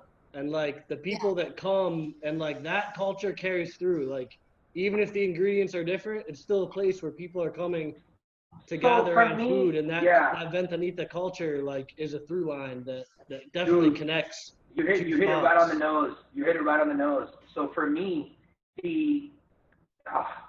so my whole thing behind my shop was how do I build something that when people go there, they feel like they're not in Brooklyn or New York. I need people to feel like they're in Miami. Like for 1 second, they got transported, right? But that's the way I feel when I'm behind the bar. So when I work somewhere behind a bar, I always wanted to make people feel that for a day or for a couple of hours, they were somewhere else, because that's called an experience, right? So there is no just this experience or that experience or that experience. Experience is one word, it's one culture. So when you can go out of your, like, going to the salon and getting your hair done is a fucking experience.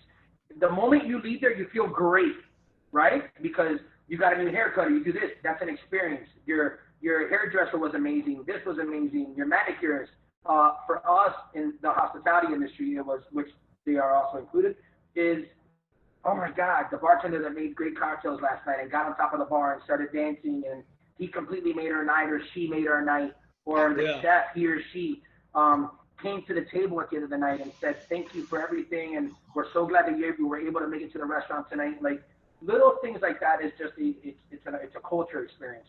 So for me, it was building a dream, right? It was building a place where people can walk up to, and the ingredients are pretty much still old school, Cuban, but it was, I want people to, like, people tell me all the time, I don't even feel like I'm in Brooklyn. And I'm like, that was the point. And it wasn't the point towards Cuban Americans. It wasn't the point towards Cubans. It wasn't the point towards Miamians. It was the point towards everybody. It doesn't have to take you to Miami because everyone hasn't been to Miami. It's just got to take you somewhere, wherever that is. It's just got to take you somewhere. It could take you to a beach. You've been to Tulum or Mexico. It took you there for some reason. That's what the experience is all about, is that it takes you somewhere, it engulfs you. So whether it's by the food, the flavors, or just the window, or the hospitality. So that was the whole point. So I'm glad you brought that up. Yeah, Ken, you love the experience of going to the hairdresser, right? Like just the whole salon, getting your hair done, getting color, perm, whatever. I enjoy it. I haven't gone in 23 years, but I enjoy it. It's been that long, huh? I will say though, Lou, you made for this, man. And I'm not just blowing smoke up your ass because I really want that free flan. But I really do believe, like I think you nailed it. Like, you sit down at your little counter there and, like, you just are good at shooting the shit and putting the Listen, cafecitos man, in front of us, listen, and I it's say good. this, I don't want my own show. I've pondered this so many times. You know, I've done different things on Food Network, and even if it was for 15 minutes, you know, I would always appreciate those 15 minutes. For me, the one thing I do know is that I'll have multiple, you know, spaces and restaurants that will be my legacy. And it's because I'm really, really good at this. And it's not that I'm good at cooking, is that I love people. That is the recipe. My recipe is the fact that I love people. And Ms. Hernandez being there can also tell you, listen, I was a troublemaker. I was the class clown. I was not the kid that I had really good grades because I didn't get bad grades. I got A's and B's, but I was always in the office. You know what I'm saying? But I was the kid that got to the office that the principal and vice principal loved.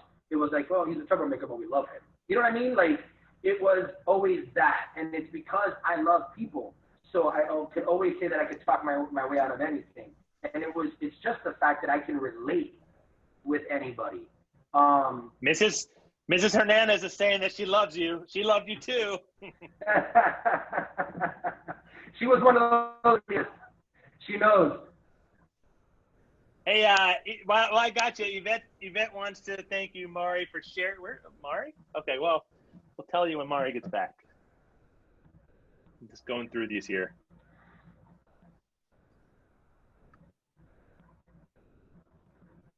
Anyone know a place in Chicago that serves true Cuban food for Mrs. Hernandez? She's asking. You want me to tell you?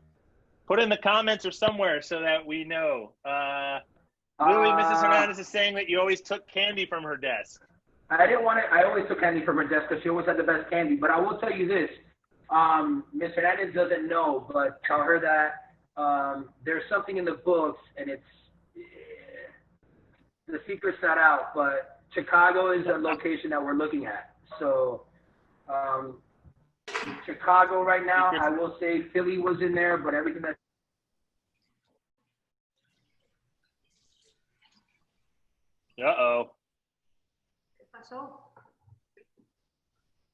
Who's still here?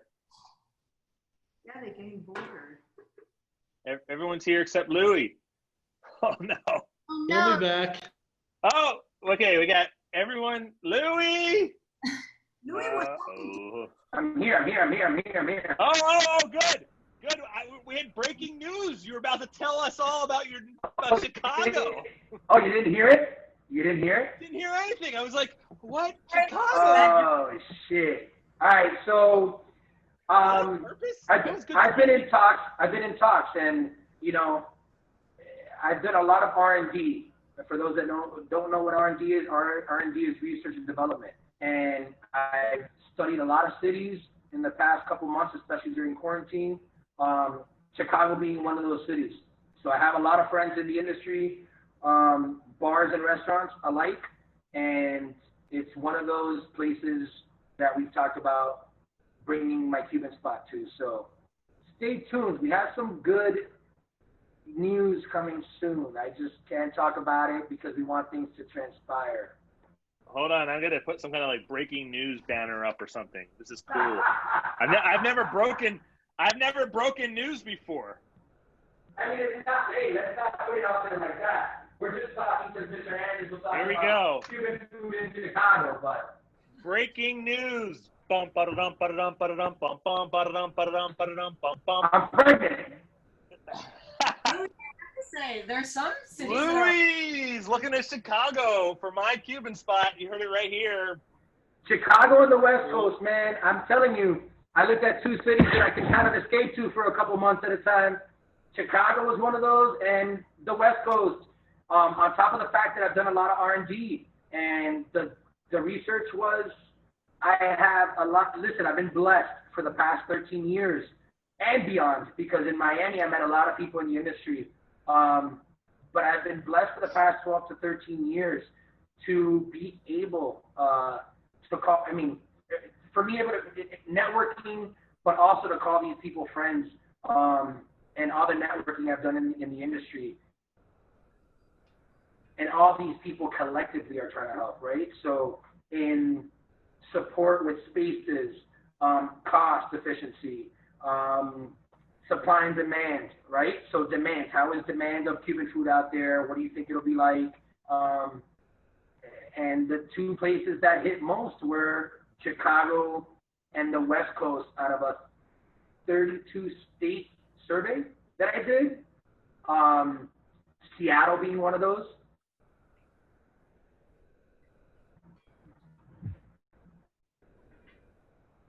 I have a Ropa Vieja question. Talk to me. Do people ever do this with like carne asada? Yes, but carne asada is just carne asada. It's just Carne asada, like you could grill your meat or anything. Basically, you could soften it up a million different ways. yeah, The point is that at the end of it, it's shredded. yes. But you won't be able to shred it unless you cooked it up for this long. I'm not. I can grill skirt steak like Karen asked me for 10 minutes on a barbecue grill, but it wouldn't be Ropa Vieja, or it wouldn't be Karen Vierbuchen. You wouldn't be able to strip it. Could you do this with butternut squash? Yes. Like if I'm not I love. But with butternut squash, for all those vegetarians, with butternut squash, it would have been done an hour ago. So absolutely, I love that question. So butternut squash is a great vegetarian option. So I use butternut squash now. Actually, during quarantine, I've done it a couple times, and for pasta alternatives, because I haven't been on carbs for a good month and a half. So butternut squash is great for this dish. And it's because you're getting all the flavors, and it's something that cooks up super quick. So at that point, I would probably say a 30-minute from start to finish. And I only say 30 minutes because I would at least give it 30 minutes for the sauce to collect the flavors. That's all. Not because of anything else, because this butternut squash is quick. Hey, I want to make two comments real quick. Not to take you off, or if you need more butternut squash time, go ahead. I just have two additional comments. All right, first is we're about 2 hours in. We've still got about 40 people here going for the long haul. 40 people still going for the long haul. Oh, 40 people, thank you. Cooking. That's good after 2 hours. Yeah, we were at about 100 or so at the beginning, but not everyone's a diehard Ropa Vieja cooker. That's cool if you're not, but Some people don't have the ingredients, so. Ingredients, exactly. Yep.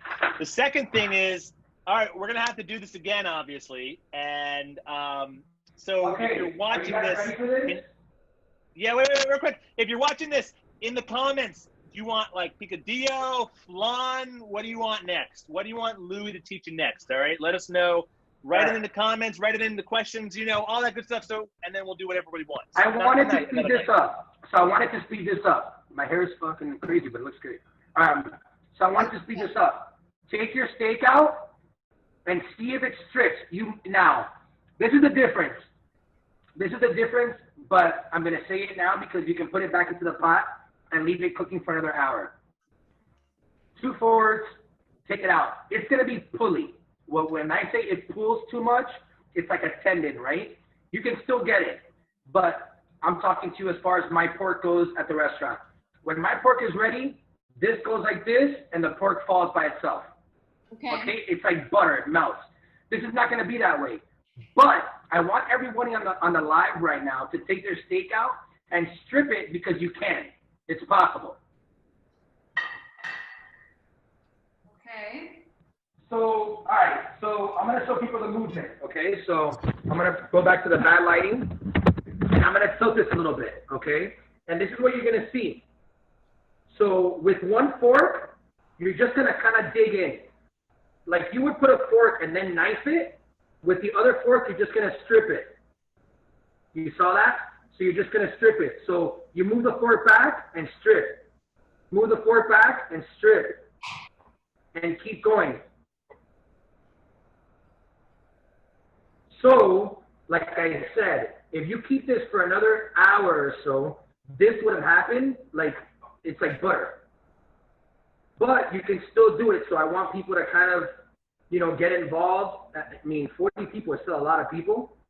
So I want those people to kind of get involved and go out there and start stripping this. Wow, this is so beautiful. Now, Karen, do you still have sauce on any part of that meat? Oh, absolutely. Like I made it actually too salty. The one thing I would say to people is not to over season it, because I think adobo has a lot of salt in it, and I had to add a little salt to water it down. But so take one of those, Karen. Take a piece of meat and put it in your mouth. Okay. I mean, that sounded crazy, but you know what I mean.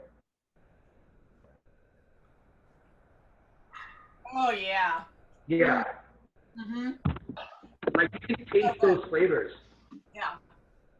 And remember, this is nothing. This is just the seasoning of the meat.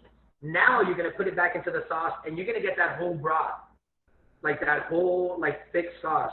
And this is what I say the difference between the Ropa Vieja, the way I like to cook it. I'm not gonna say it's just mine, but the way I like to cook it, because there's a lot of chefs out there that like to cook it this way.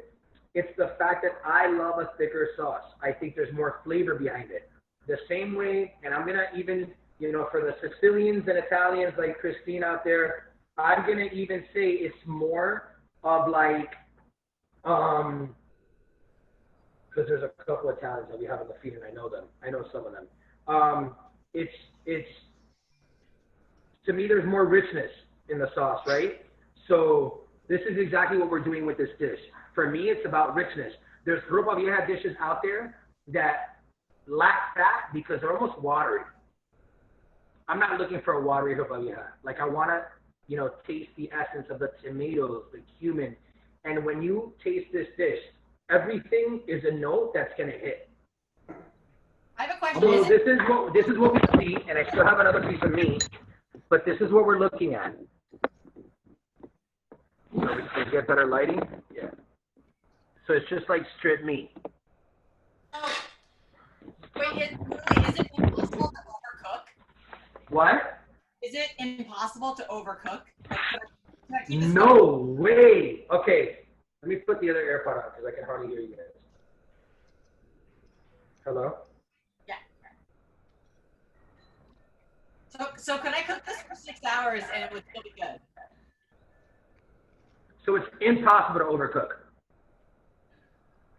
This is a dish that's it's just impossible to overcook. It's time is of the essence, and the more time the better. And what is it? Is it possible to over shred? Hold up, Craig. Give me a second. I'm gonna put you on my AirPods for some reason. Craig, you look like Alton Brown. I know, this is a very awkward. All right, here we go. We're ready. I need to get both in the frame here. All right, so. Hey, Christine has a question or a comment. She wants everyone to know she's 3 mojitos in. I love it. Three mojitos. So listen, nice job, Christine. So Girl, Christine I is. four margaritas in. So listen, Christine is with her family. Christine is, from what I believe, it's her family, her grandparent, like her grandmother. So she's part of an Italian family. So she's been hounding me for weeks about this. She's one of them, one of the many. But another beautiful human being, and she's been telling me that, this is something that's bringing her family together, is this live alone. So she thanks everybody. Thank you, Christine. Thank you, Christine. Hey, Louie, my question was about shredding. She's with Nana. Sorry. When you're shredding, what? When you're shredding, like, basically you want to shred it to bits, right? Like, shred it as much as you can. So watch me. All right? So my camera angle is going to show you. So right now, I'm taking this piece of meat, and yeah, you want to shred it as thin as possible, right? So even this piece, all right? Tell me if you guys can see it. Yeah. Yep. Even this piece, I would break in half, right? So if I'm going to break that, I'm going to shred it. This is more what you're looking for, okay? Yeah. Okay, so like a barbacoa, exactly. So if you're cutting barbacoa and you're going to put it in a taco, this is exactly what you're looking for. The more you can shred the meat, the better. It's easier to eat, obviously. But like I said, we're shredding the meat earlier right now. So it's not that, you know, it'll, like I said, if you left this for another 45 minutes to an hour, which is the recipe, I mean, you would have taken this out and it would have been like butter. Like, it just would have stripped itself. But there's a little more work into it now. This happens with pork also. You take it out a little too early, but people are hungry. Is it possible? Is it cooked? Yes, the meat's already cooked. But it's a little more work involved. Hey guys, real quick, I just want to interrupt. Yvette, looks like Yvette is leaving. She wants to thank us all, and Mari, Yvette, thank you so much. And she wants to thank you, Mari. She says, I'm Cuban Puerto Rican, born in LA, and have never been to Cuba, so it's very interesting to hear from you. So thank you, Yvette. Love it. Mari, can you hear us? Yeah. Oh, okay, cool. I didn't know. Okay, cool. Yvette says thank you. All right, cool. Okay, Thank you, Yvette. I have to say, question. Mine is not that easy to rip apart. Needs more time. It needs more That's what? all. It needs more time. Okay. But look what I did with mine. And it like I said, it wasn't going to be easy because it's a 2-hour recipe. We've only been on this for like about an hour and a half cooking. So this is mine. Okay. So it's pretty ripped up. So, but there's some muscle behind it, only because if we waited the full 2 hours, we would have gone from 40 to probably 20. So, wait, so Louie, do you put it back into the pot after you strip it? Yes. So now this is just going to go right back into the pot. And you don't have to completely finish cutting it, but at least strip it a little bit and put it back into the pot. And you can eat it like that after in like, I would say another 20, 30 minutes or so. Or you can eat it right now and it's ready. So it's ready, you know, but I know the way I want it. So I'm going to wait 20, 30 minutes. Now you bring the temperature down to complete like low and let it just simmer. But you're just putting this meat right back. So I want you guys to do this, and I want everyone at home to do this because we already did it and we're already at this level. So we're going to put on the steak back, whatever you could strip up or all of it. Wait, Louie, I thought you were going to teach me how to make rice. What? I thought you were going to teach me how to make rice. I'm going to teach you how to make rice. That's easy. So, okay. So, rice is a cup to a cup, but there's always a trick, right?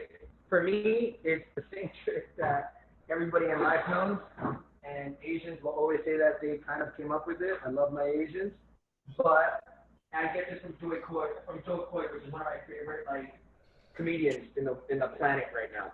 And he'll say, it's the fucking finger trick. But the finger trick has been around forever, which is just the first line of your finger. So you clean your rice, and for those that don't know out there, dirty rice just comes out cloudy. So keep rinsing it out until the cloud is gone. Once the cloud is gone, your rice is clean. Okay? You leave that rice in there. You add some water, which is usually 1 to 1 or 1 to 1.5, just depending. Rice is very tricky, this is a perfect time to start your rice if you're going to cook rice. I'm not eating rice, but I still have rice on the side because when I plate it and take pictures of it, I want it to look traditional. So I'm doing like a cauliflower puree. For those people that want the cauliflower puree recipe, hit me up on Instagram and I'll give it to you. Okay? I have like a velvety cauliflower puree that comes out insane and it's ready like in 10 minutes. Okay? But rice is the way to go. This is authentic. That broth and that sauce on top of the rice, for me, is heaven. Wait, but I have a question for you. So my mom taught me this trick, and I didn't believe her when I was little. No matter how much rice you put, is it always yes. worth Yes. So it's always the line. All right? It's not the thumb. It doesn't matter what finger you use. Our lines are always the same distance. Our fingers are just, so if you were to put, I'm going to try to force it, both fingers together, the line is always going to be at the same spot. So it's always the line, okay, which is about an inch. So I could put 3 cups of dry rice in, or 1 cup, and it's always just 1 knuckle? Doesn't matter. The line will always tell you how much water you have. So people will tell you it's 3 cups of rice or 3 cups of water, but I disagree. Put water, eyeball it, put your make sure the rice is nice and mixed, and then put your finger and do the test. Now, I would always go under before I go over. Reason behind that, simple. If you put too much water, you mess up the rice. Okay? So I would rather go under the line than to go over it. Once the rice is too watery, it becomes sushi rice or becomes sticky rice, and it's just not edible. It's just not good. Now, if you go underneath the line and your rice is just a slightly undercooked, you can add more water. See? So you can kind of mess with it. Okay. So I would always go under before I go over. And is there? And you know when rice is cooked, when it fluffs up and you put a fork in it and you kind of scratch your way under it, you're always gonna have that burnt crisp on the bottom, which is my favorite. But yeah. Is there like a certain type of rice that you recommend? Because there are like a million ones at the grocery store. No, I love long grain Valencia, or it's just long grain white rice. That's the best way to go. That's just very typical. It's long grain rice, but it's really to taste. It doesn't matter whatever anyone likes. You can have this dish if it's It can be Asian inspired. It can be Dominican inspired. It can be whatever inspired. If they want short grain, if they want arborio, if an Italian wants more like a risotto style, go ahead. What are your favorite beans? What's my favorite what? Beans. Beans? I make killer beans, but black or red kidney beans. Are they the and my trick is, so in that same tomato paste can that you kind of left 2 ounces in, I would put those 2 ounces in your beans. So my beans at my store are made with sofrito, which is the base, which is red, green, white peppers. Sofrito for some people are green and green peppers and onions. Mine is green and red peppers and onions and garlic. Okay? So that's the sofrito, that's the base. It's like the Italians have celery, carrots, onions, garlic. We have peppers, onions, and garlic, right? So that's our sofrito, that's our base. So that's my base for my beans also. I also use sazon. I use red wine vinegar, and then a couple secret ingredients. But tomato paste is what brings like the beans in. I don't like watery beans. I hate watery beans. I love thick, like seasoned beans. So I want my beans to be a little thicker, and that's where the paste comes in. So are you like, when I have these beans here, like, am I supposed to take out all this water? You don't know. You don't need to take out the water. So what I would do with it is I would cut some peppers up, some red, green peppers, and onions. I would throw it into the pot first, let it sweat with a packet of the sazon. I would put a little bit of red wine vinegar, like a hint, some tomato paste, and then the beans. That's it. Maybe some salt to taste, and you're gonna see how elevated those beans are. Like the beans in the juice. Yeah. You need that water. You need some water for sure, because the water with the paste is what's gonna make the sauce. Gotcha. Thank you. You're welcome. Good question. Where is it? I need help with moros or congri. Always comes out mushy. I've been trying to put less water with the rice. So, Ophelia asked about moros and congri, but rice is very tricky. Rice is something that it's easiest done in a crock pot or in a pressure cooker, okay? Because scientifically the heat, the steam cooks it on its own, but when you're cooking it on a stovetop and you're going from high to medium to low to let it cook on its own, every stove is different, right? So rice is very tricky. It's about finding a pot and finding the heat on your stove to really cook perfect rice. If you're just using, Dutch ovens and such. So as far as the congri question, go less water than what you've been using. Hey, Louie, Christine's got questions from Nana. Nana wants to know if you can use a sazon with pork and chicken. Hell yeah. Okay, Hell there yeah. you go, Christine. Hell Tell yeah. Nana, hell So yeah. I've used my sazon on ribs. I've used my sazon on chicken. It's one of those things that just goes on everything. So I use that sazon on everything. Short ribs, let it baste. Colombians love to use it like that as well. But yeah. Awesome. I'm gonna take a shot of tequila. Anybody with me or what? And so just to fast forward a bit, like when we, like the pimiento too is just going to be a topping. So the pimientos is for color. So pimientos is basically red peppers that have been, okay. So pimientos is a pepper. Okay? Un pimiento is a pepper. So if you say un pimiento amarillo, un pimiento verde, un pimiento rojo, like it's all peppers. Okay? Pimientos like what you would do when you see an arroz con pollo dish and you see the pimientos just put on the top. It's to beautify. Okay? That's basically what it is. It's to beautify the dish.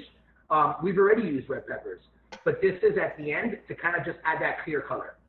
There's flavor behind. There's a little flavor added to it, but it's not much. You don't get a lot of that flavor from the last pepper. You're getting everything from what you've been marinating the whole entire dish from. The pimientos at the end is just that extra light color. You could have done it with red peppers also. If you just would have sauteed red peppers in the beginning, kind of let us sweat them out, take them aside, it's the same thing. That's the same thing as pimientos. These are just charred, right? So it's almost like pickling vegetables. That's essentially what pimientos is. It's like you're pickling a red pepper. I got you. That makes sense. Okay. Ken, you on one more time. Sorry, dude. You need Cuban coffee. Man. You need Cuban coffee, Bobby. No. I'm done, dude. That's the problem. But was it Cuban coffee? Yeah, absolutely. Actually, it was. It was Bustelo? It was absolutely Bustelo. But it was like 3 hours ago, and I got up at 5 a.m. And so I'm just actually, you want to know something funny? The reason I'm so tired, we shot 2 videos yesterday at about 4:30, and they were both about coffee.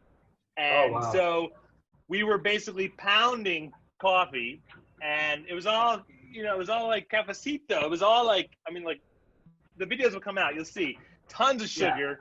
Yeah. And we had so much of it that I was up till like, I don't know, I was up late. And so I couldn't sleep, but then I woke up at 5 a.m. and now I'm just, sorry, Louie. All right. I forgive you. In about 2 minutes, I'm going to let this heat up for a second. I'm going to take out the plate for all the people that are still engaged. How many people we have?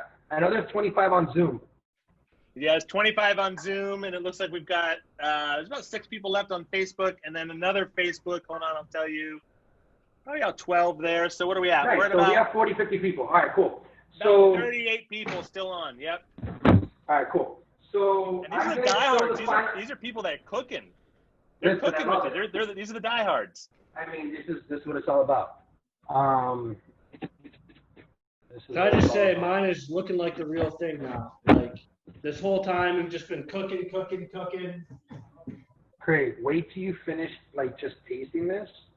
It's next level. Like, it's hard. Like, consistency-wise, like, we're there. So right now, when you put the steak in, Craig, question, it's very thick, right? So the sauce basically basted the meat, right? So it just kind of coated it. Exactly, yeah. No, the whole thing is like, it's almost... So see how you went from like a deep broth into like a legit sauce, like a gravy? And I say gravy because of the thickness. So I'm going to show everybody my pot now. Give me a second, because I'm OCD cleaning here. All right, give me a second. All right. And by the way, if you want to take out... This is my pot. Let me see if I can get the good lighting here. Ken, how does that look? Looks amazing. It looks exactly like what I would expect. All right, so that's the Ropa Vieja. That's what we're looking at. Those are the colors. The colors that are from over here. Yeah, probably. I'm just funny about lighting that. Hey, first reports are coming in, by the way. Nana, first report from Nana. Nana approves, had first bite. Big exclamation point. Lori says, I can't stop picking at the meat. It's so good. I love it. So good. Love it. All right, guys, tell me how we're doing. If you're making it, comment, let me know.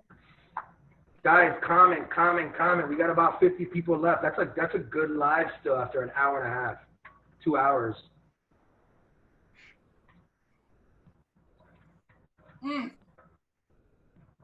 Karen, talk to me. I know that's fire. It's so good. All right, so I love Karen because Karen's been so excited about this. Where every day she's like, "Oh my God, Louie, I can't wait to cook this." Like what? And she's always been asking questions that even she knows, but she asks it just because she's excited. Messed it up. It's my first Cuban dish. Louie, I can't wait to photograph you. I'm so excited. I love it. All right, so I'm gonna put a hat on because my hair is looking crazy. I'm hot as eel. And I'm gonna get a little stylish for you guys.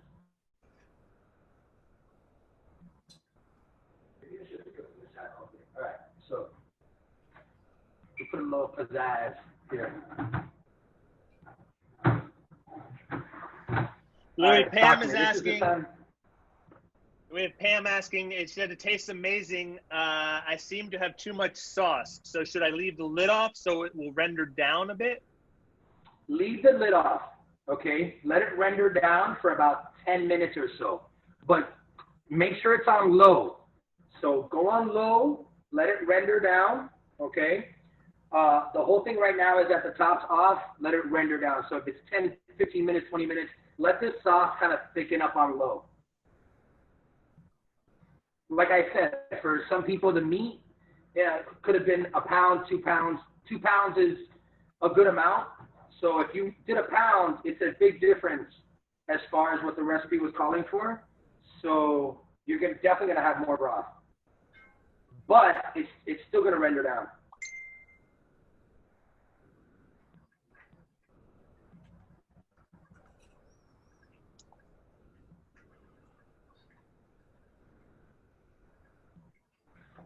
I love that Marissa's mom's having coffee. Un cafecito ahí, tranquila. Ya te veo, ya te veo.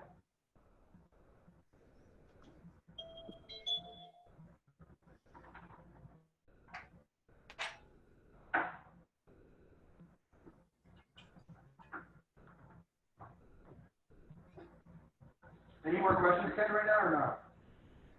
No, no questions coming in. I think everyone's finishing off the dishes. Louie, if I did this in a slow cooker, how long do you cook it for? Is it the same process? The slow cooker talks to you.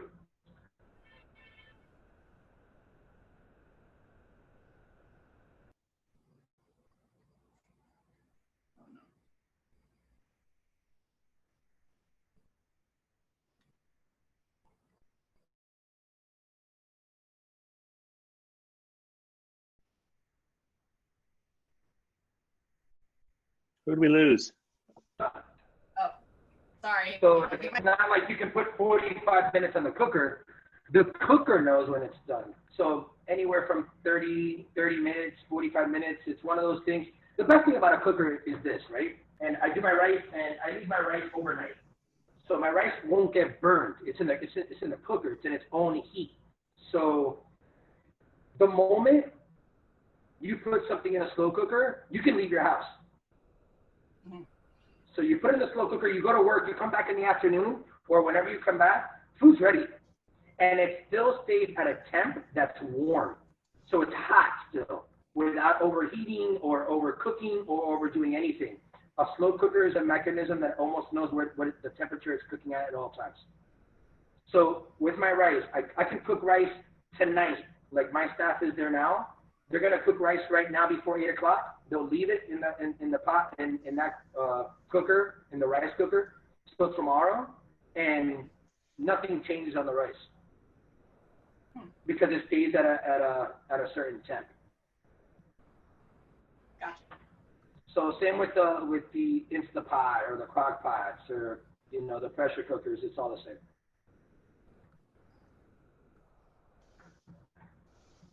All right, so this is what I'm gonna do with this.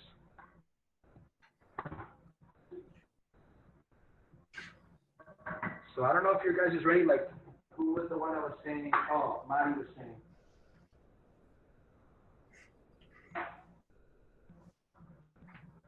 Sorry, I'm here taking a swig of tequila. All right, I'm gonna put some rice.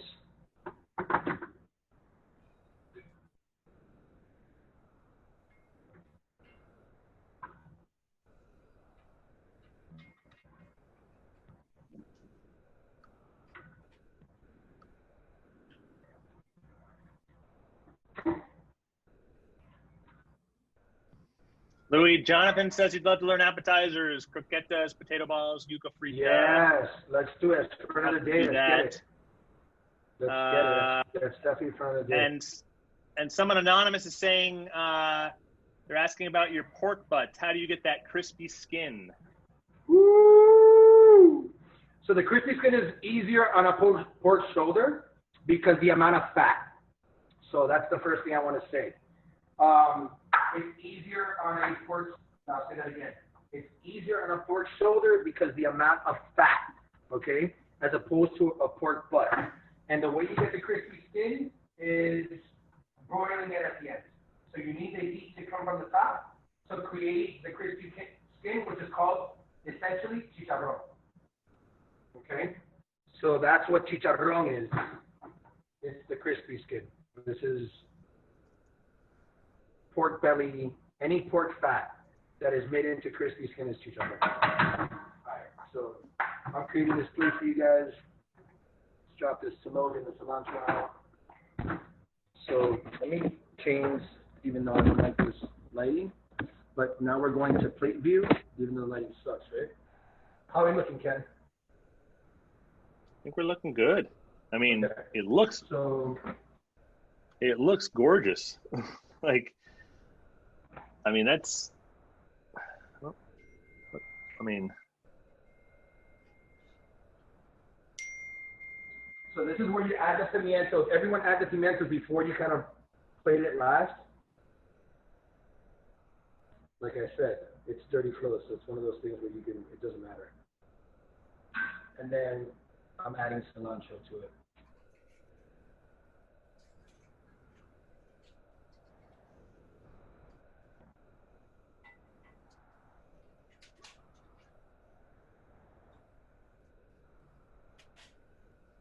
Karen's got her camera out.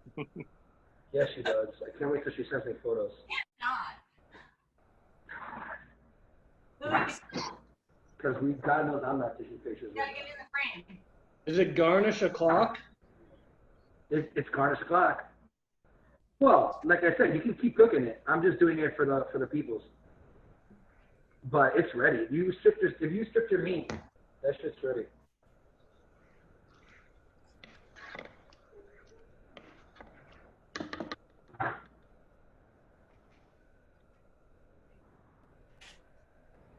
Sorry. This is great because my roommates have been patiently waiting, and I'm like, don't worry, guys. I'm going to reward you at the end of this. Oh, yeah, you are. My husband's been texting me, and he's like, what time? What time should I come home? Now is a good time.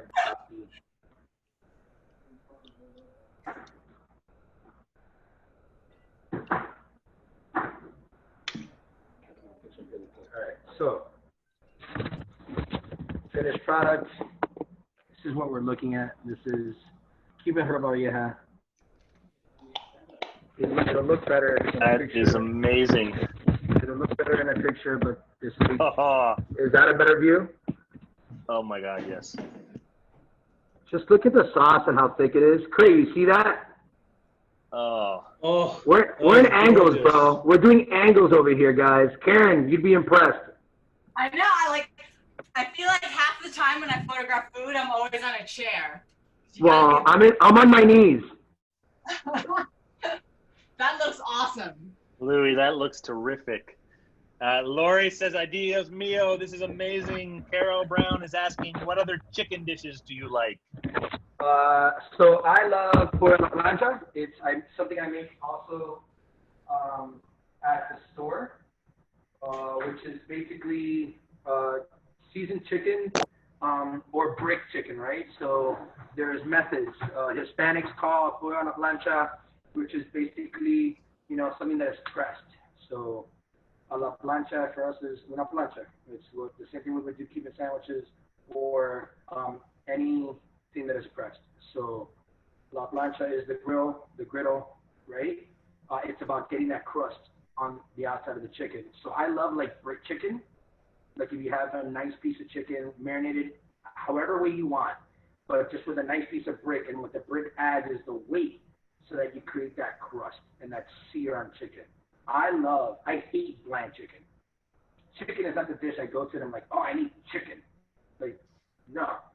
When you have crust on chicken and there's so much flavor in chicken, I love that. Like even rotisserie, you can get crust on rotisserie. It's just about using the right temps in your oven. So yeah, so I'm gonna taste this. Derek Estrada, shout out to my brother Louie, all the way from Miami. My real brother from the same mother. That is my real brother from the same mother. That would be okay.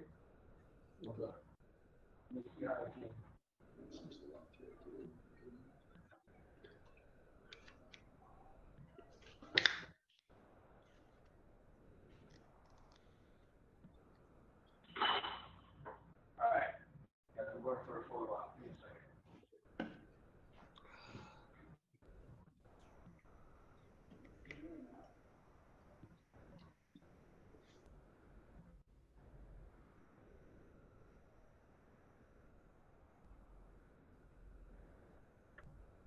We're getting really to the end. Like this is like the last step after the cooking.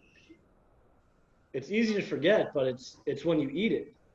Like it's easy just to focus on the cooking, but we're almost at that time. Like you put it in your mouth and like. I didn't make it though. I'm just watching all you guys. Yeah, you really should have done this in your kitchen. Next time. Next time. When we do flan. When we do Louis' flan. Oh, that looks awesome, dude. When we do Louis' flan, I'm doing it in my kitchen.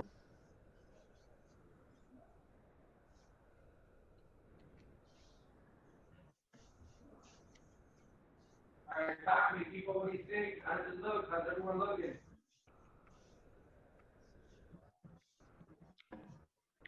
Let me see. Ooh. Cray, you gonna plate that and everything? I think so. I mean, what else? I know Karen's got a lot of photos for me, so before I post anything, I want to see Karen's photos. But I mean, this plate looks pretty rough. Mari, is your mom's flan ready? I know from the live, the people that are still on, what's going on? Have they tasted the food? Because now I'm ready to just answer questions. All I see is Mari's mom. Wow. When is the flan gonna be ready? Oh shit.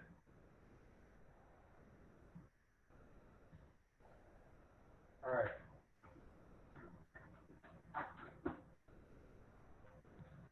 All jokes aside, can a chef say that his own food is delicious? Because that's delicious. Yeah. Look at her, pure vanilla. Aye!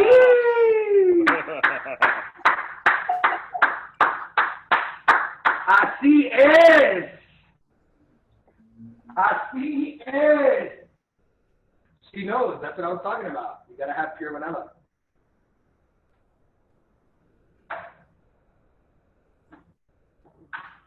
All right, Ken. I'm serving a glass of wine. I'm gonna just hang out with you.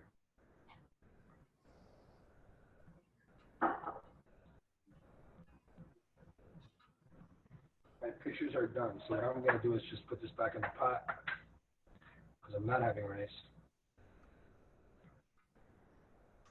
Such a good diet. But I will say, and this is something that I will say to the public, Cuban food, as many flavors and sodium as you have in it, don't get it twisted. There are so many diets that you can have, and I have to say this because people have been starving themselves.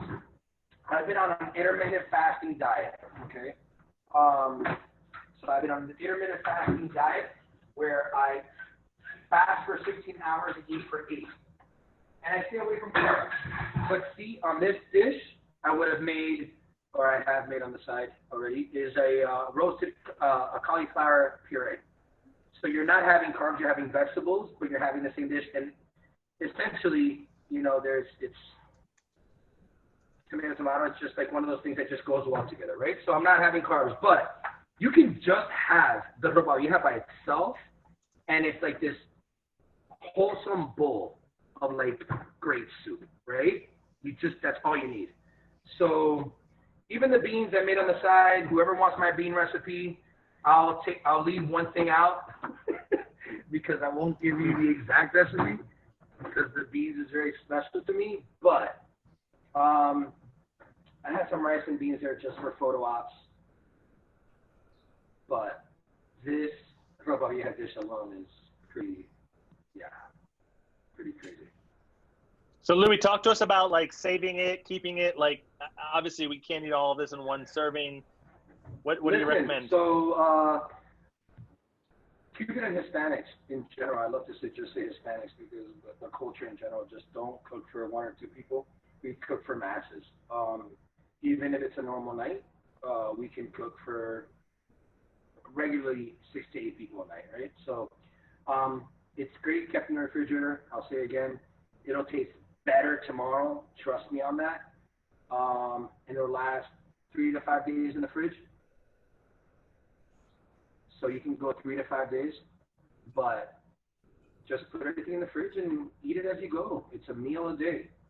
Even if it's a pig for lunch or, you know, something you can take to work, use it for dinner another day, and if you're not bored with it, but yeah. Awesome. Anyone have any other questions for Louie? This is awesome, man. Thank you so much. I'm gonna watch the recording. I'm like so that glad I can... I'm seeing like Karen go at it. She is putting her biceps into it. Going? Like, should I like go sit and cook? I want to see it. I mean, this is what it looks like so far. Oh, no, that's so good. No. I don't even think you need to keep stripping. Just mix it. Now just like make sure it's mixed. I'm so excited. I might eat the whole pot. Holy shit, yeah. I did mine with just 1 pound. I think it's done. I served it up. It looks amazing. It looks like the real thing. Taste it, bro. The people that are tasting it are digging it. Oh. Marissa says, thank you. I enjoyed the class. Buen provecho. Your brother's asking Louie what he likes better, hanging with his brother or cooking? Cooking. Very good. Thank you. No, I'm just messing with you, little bro. I'm just messing with you, little bro. No, it's always, like, my brother's fun. He's a lot funner these days because he smokes a lot of weed. So definitely hanging with my brother. And if you add my brother and cooking, it's definitely a good mix. But nice. All right, man. I think we're going to wrap this up because yeah, this was amazing. And Louie, thank you for your time and your class. And hey, where's Mari? Sleeping? Wait, Mari fell asleep? That's awesome. That's so funny. Louie, thanks a million, man. This came out so Love good. you, Gray. Great, let's get together soon. Let's create some content. Karen, let's create some content. Yes. Let's do some crazy shit. Riquísimo. Let's do it. All right, I didn't care about it before, but let's like get together and let's like just do some dope stuff. Hell yes. Yes. Hey, so this is gonna go. We'll send the recording out, and we'll also get it up on the Startup Cuba website so that people can see this if they missed it. And tell us what you want, Louie. We're gonna do this again. We'll do something different. Like, I don't know. We'll figure out what people want. If it's picadillo or flan or whatever. And this is awesome. Thanks, Ken, for pulling it all together. Love you guys. Thank you guys.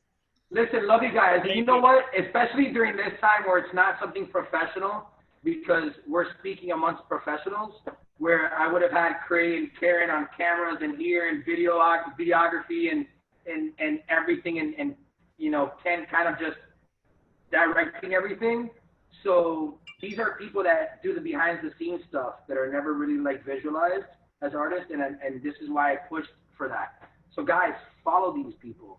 These are the real artists behind a chef's food. This is why our food looks so good. It's these guys. So follow these guys. This is not something that's professionally done because we're in quarantine and we can't have 6 people in a 600 square foot apartment in New York City. But the day we can, we'll make sure that we edit it into a 30-minute clip to stay more engaged. Until then, listen, to all of us, we stand together. I love you guys. Thank you so much. This was so powerful tonight. To Marissa's mom, besito. Besito. When Mario wakes up, tell her we miss her. There she is. Nos vemos todo. I love you guys. Ciao. Until next Zuzy, time. we love you. Besitos, Zuzy ciao, I see Zuzy joined. suerte. She's watching on Facebook. Zuzy, we hope you're feeling better. The flan. I'll join the flan. Yes. All right. Yes, you have to. You have to. Home people can. Done. Ciao. So good to see you guys. Besitos. Love you Thank guys. you, everybody. Louie, thank you. Thank you guys for hanging on for the long haul. This was awesome. Mwah. Ciao. And we'll see y'all soon. Bye. Bye.